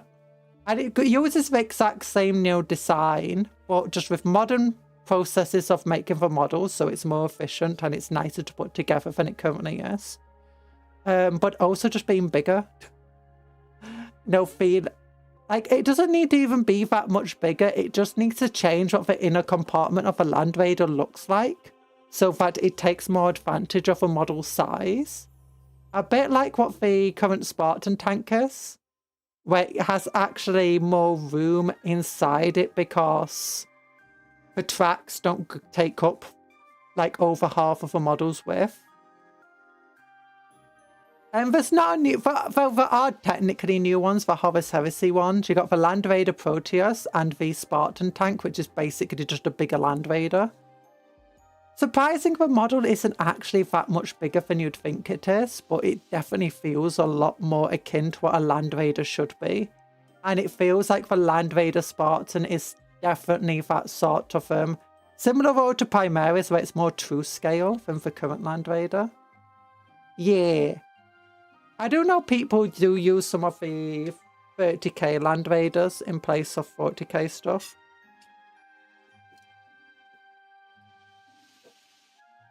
So I was drinking cola. But yeah.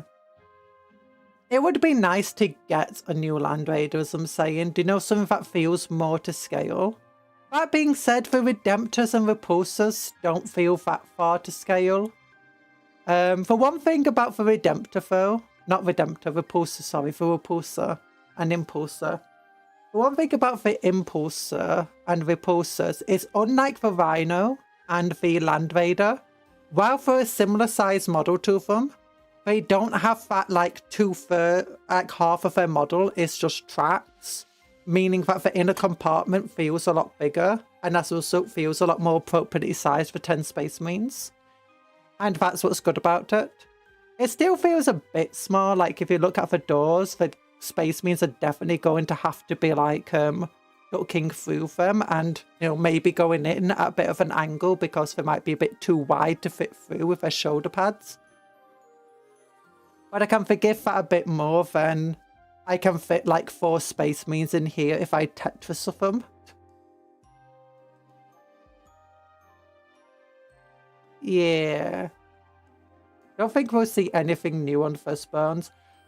Land Raiders, I think we can see something new for them, or expect to eventually see something new. Because every single faction still uses Land Raiders. Like, and they're still a significant thing.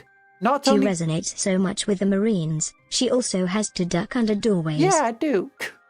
Especially involves, oh, if you ever go to a short person's house, you know the short, when you go into the kitchen, and they've got the pots and pans hanging from stuff, and they have lights and stuff in all their rooms that are chandelier type lights. You know, for hanging lights. And you can't walk around the house without banging your head on stuff because they just got so many things that hang from the ceiling. Oh, but yeah. Yes, but we're mostly for 30k. Now, I think we can expect some Firstborn stuff because Chaos Space Marines still use Land Raiders, and Chaos Space Marine models are a lot bigger than the model that the Land Raider was originally designed for, which is this model. And they still use Rhinos. Both of these are very old modes that are definitely showing their age. That being said, we do have the Horus Heresy ones, and these are 1-for-1 models. You can use a Horus Heresy Rhino in 40k, and you can use a Horus Heresy Land Raider in 40k, because they're basically the same size as one another. They do have a bit of a different design, like the plastic's a bit thinner, it fits together a lot better. You can definitely feel like there's a lot more room in the model. That being said, that's only what I've heard. I've not actually built the models myself. I do kind of want to get some eventually. Old houses with a gosh darn exposed beams. I swear to gosh, I don't remember if they are there because of all the CTE. For concussive trauma. I like the Daimos design. I'm not a big fan of the Horus Heresy design. I kind of like it because it harkens back to the very, very original Land Raiders and Rhino designs. Back when 40k Horus Heresy was not 10,000 years ago, it was like a few years ago. And the history for 40k was all a bit crazy and all over the place. It's like well before my time, but it is. I remember going through old White Dwarves and stuff and codexes back then and seeing the old Rhinos and going, they look dumb.